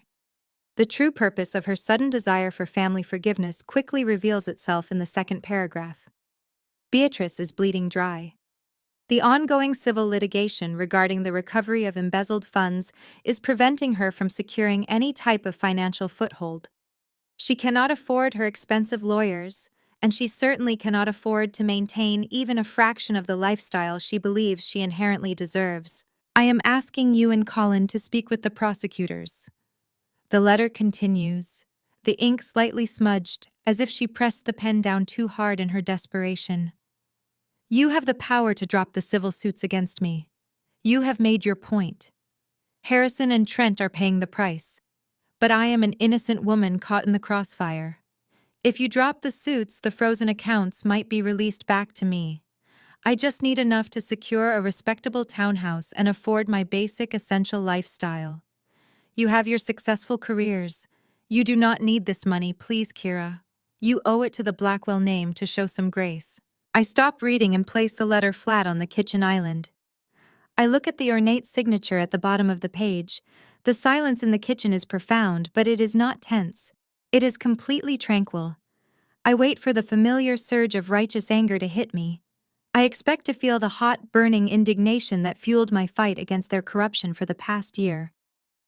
I expect Colin to slam his coffee mug down on the counter and launch into a furious tirade about his mother's breathtaking audacity. Neither of those things happens. I look at Colin, truly studying his face. The deep, heavy shadows of familial obligation that used to haunt his eyes are completely gone. He looks entirely at peace. He looks at the letter, and then he looks at me. We do not feel anger. We do not feel a desire for revenge. We do not feel pity, and we certainly do not feel any lingering sense of familial duty. We feel absolute, profound indifference. Beatrice is no longer a looming, terrifying threat. She is just a sad, desperate woman writing letters from a tiny apartment, entirely trapped inside a delusional reality of her own making. The opposite of love is not hate. The opposite of love is complete and total apathy. Colin reaches across the island and picks up the letter.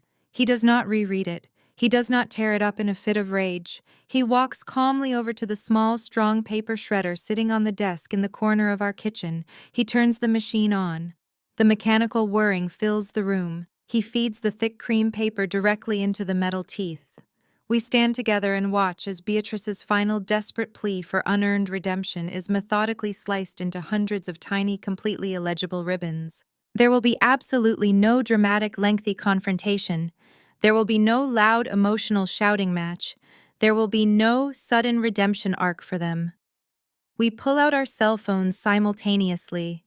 We access our contact lists, find the newly acquired prepaid numbers she has been using to try and bypass our blocks, and we permanently block those as well. We are sealing the final doors, closing the last remaining windows, and officially cutting the final cord to a toxic past that no longer holds any power over our lives. I unplug the shredder. empty the basket of shredded paper directly into the recycling bin, and turn back to my husband. The shadow operation is completely over, the dark threat is totally neutralized, and our bright future finally belongs entirely to us. The silence in our kitchen stretches out rich and absolute. Colin tosses the prepaid phone packaging into the trash and pulls me into a grounding embrace. The physical weight of the Blackwell family has evaporated from our shoulders. We spend the weekend unplugged, ignoring the frantic news cycles detailing the liquidation of Apex Defense Solutions. When Monday morning arrives, I put on my service dress blues with a renewed sense of purpose. I drive onto the Naval Air Station in Portland, expecting another day of damage assessments. Instead, I am immediately summoned to the base commander's office. The walk down the hallway feels different today. The whispers have stopped. The sideways glances have been replaced by crisp, respectful salutes. Admiral Vance sits behind his heavy oak desk, looking remarkably relaxed. He motions for me to sit and pushes a white folder across the polished wood. He informs me that the Inspector General has officially concluded their investigation into the anonymous tip. The charges of accepting foreign bribes have been unequivocally proven false. They have been fully exposed as a malicious fabrication engineered by Harrison Blackwell to force my compliance. My top-secret security clearance is fully restored without a single negative mark on my record. The suffocating cloud of suspicion that Beatrice and Harrison tried to hang over my head has been eradicated by the harsh light of absolute undeniable truth. Admiral Vance does not stop there. He stands up, his expression shifting to genuine respect. He tells me that my refusal to capitulate to the Blackwell family's extortion, my meticulous documentation of their threats, and my unwavering commitment to ethical procurement have saved the Navy billions of taxpayer dollars. More importantly, my actions have potentially saved countless aviator lives by preventing faulty software from being installed in active combat aircraft. He reaches into his desk drawer and hands me a velvet-lined box containing a meritorious service medal. The citation highlights my exceptional integrity and moral courage in the face of severe intimidation from a defense contractor. Then the Admiral offers a proposition that makes my heart pound with excitement. The Navy is overhauling its Pacific Fleet Procurement and Tactical Integration Command. They need an officer with a spotless record, someone who cannot be bought, intimidated, or compromised. He offers me a highly prestigious command position stationed directly at Pearl Harbor. It is a massive career leap. It is a role that bypasses several senior officers and places me at the forefront of naval aviation strategy. I accept the position before he even finishes detailing the operational budget. I leave his office, holding the commendation box tightly, my career launched into an entirely new stratosphere. I call Colin the moment I reach my car. When I tell him about the Pearl Harbor Command, he lets out a loud, joyous shout. The next 3 weeks are a chaotic whirlwind of logistical planning and deep, profound emotional cleansing. We begin packing our house in Portland, methodically sorting through years of accumulated belongings. We are leaving the Pacific Northwest behind forever. We are leaving the bitter cold, the relentless rain, the toxic memories of Trent's sneering, uninvited visits, and the suffocating proximity to the mainland elite who enabled Harrison's corruption. We gleefully donate the expensive, gaudy wedding gifts Beatrice originally forced upon us, permanently purging our home of anything that bears the invisible, tainted stain of Blackwell money. We pack only what truly matters to us, the things we built, purchased, and earned together through our own hard work. Colin works alongside me with a relentless energy. He legally changes his emergency contacts, updates his life insurance beneficiaries, and ensures his architectural business portfolios are completely secured behind independent trusts. He systematically severs the final legal ties to his parents' ruined estate. As we load the last moving pod and lock the front door of our old house for the final time, we do not feel a single ounce of sorrow. We drive to the airport, board a direct flight across the Pacific Ocean, and watch the mainland slowly disappear beneath the heavy clouds. We are truly independent now. We are entirely free from their financial manipulation, their psychological abuse, and their desperate need for absolute control.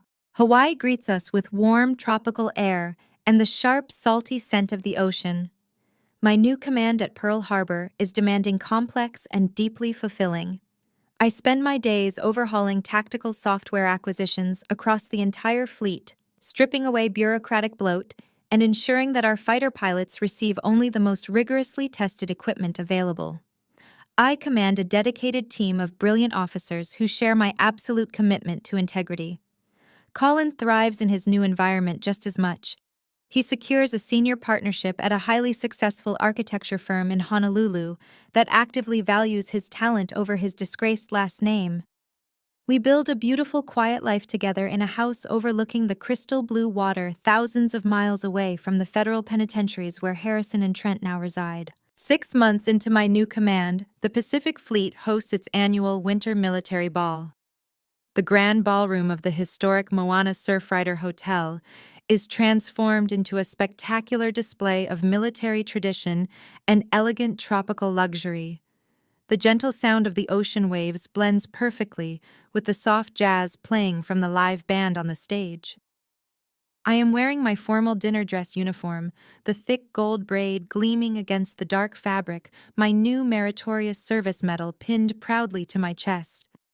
Colin looks devastatingly handsome in a classic, perfectly tailored black tuxedo.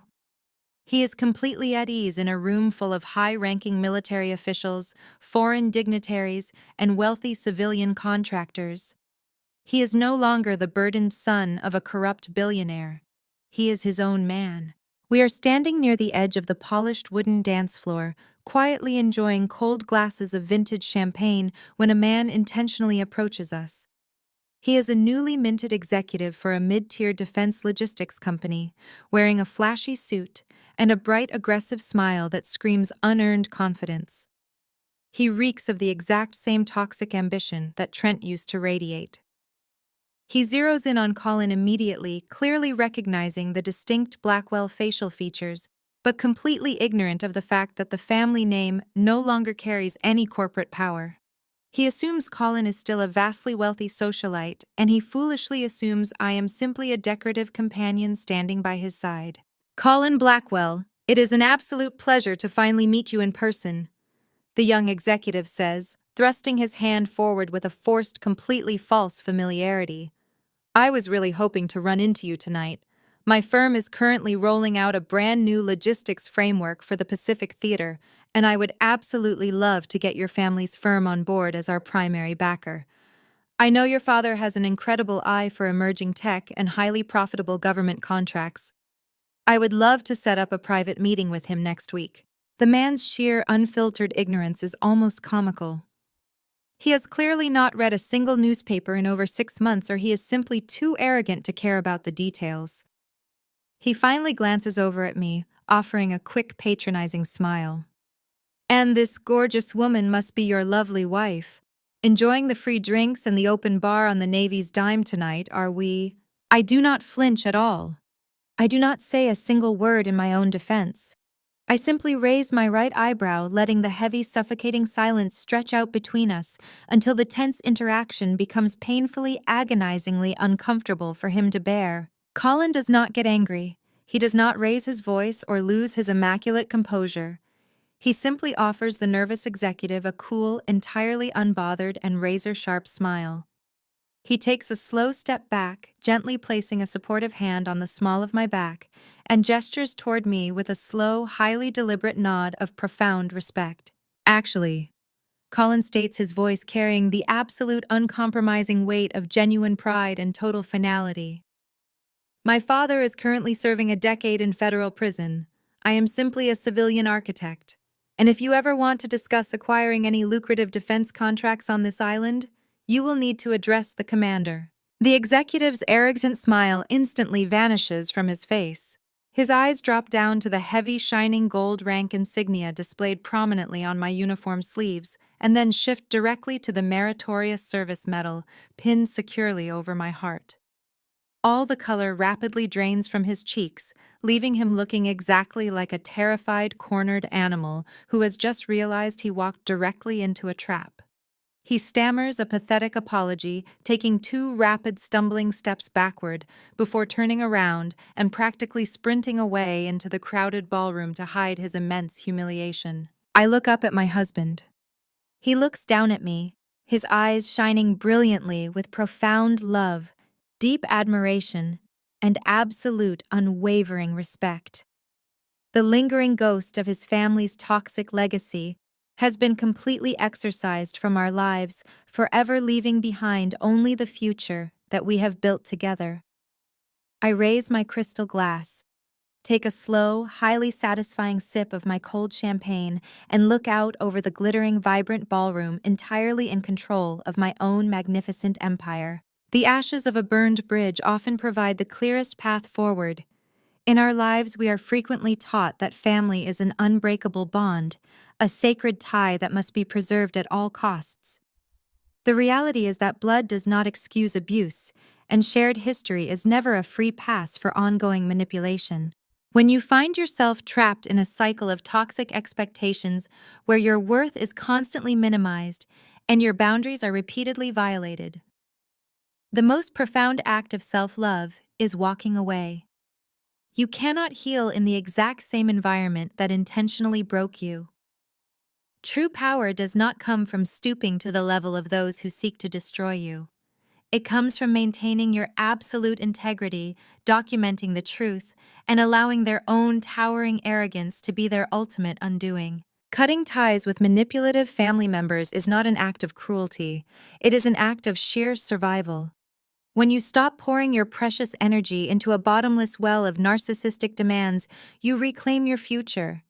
You open the door to build an empire on your own terms, surrounded only by people who respect your boundaries and celebrate your authentic self. The highest form of revenge is never a loud, dramatic confrontation. It is absolute, unwavering indifference. It is turning your back on their chaos and living a highly successful, joyful life entirely out of their reach. Have you ever had to draw a hard line and walk away from toxic family dynamics to protect your own peace and build your own empire? Share your experiences in the comments below, and please hit the like button and subscribe if you want to hear more stories about reclaiming your power and forging a completely new horizon.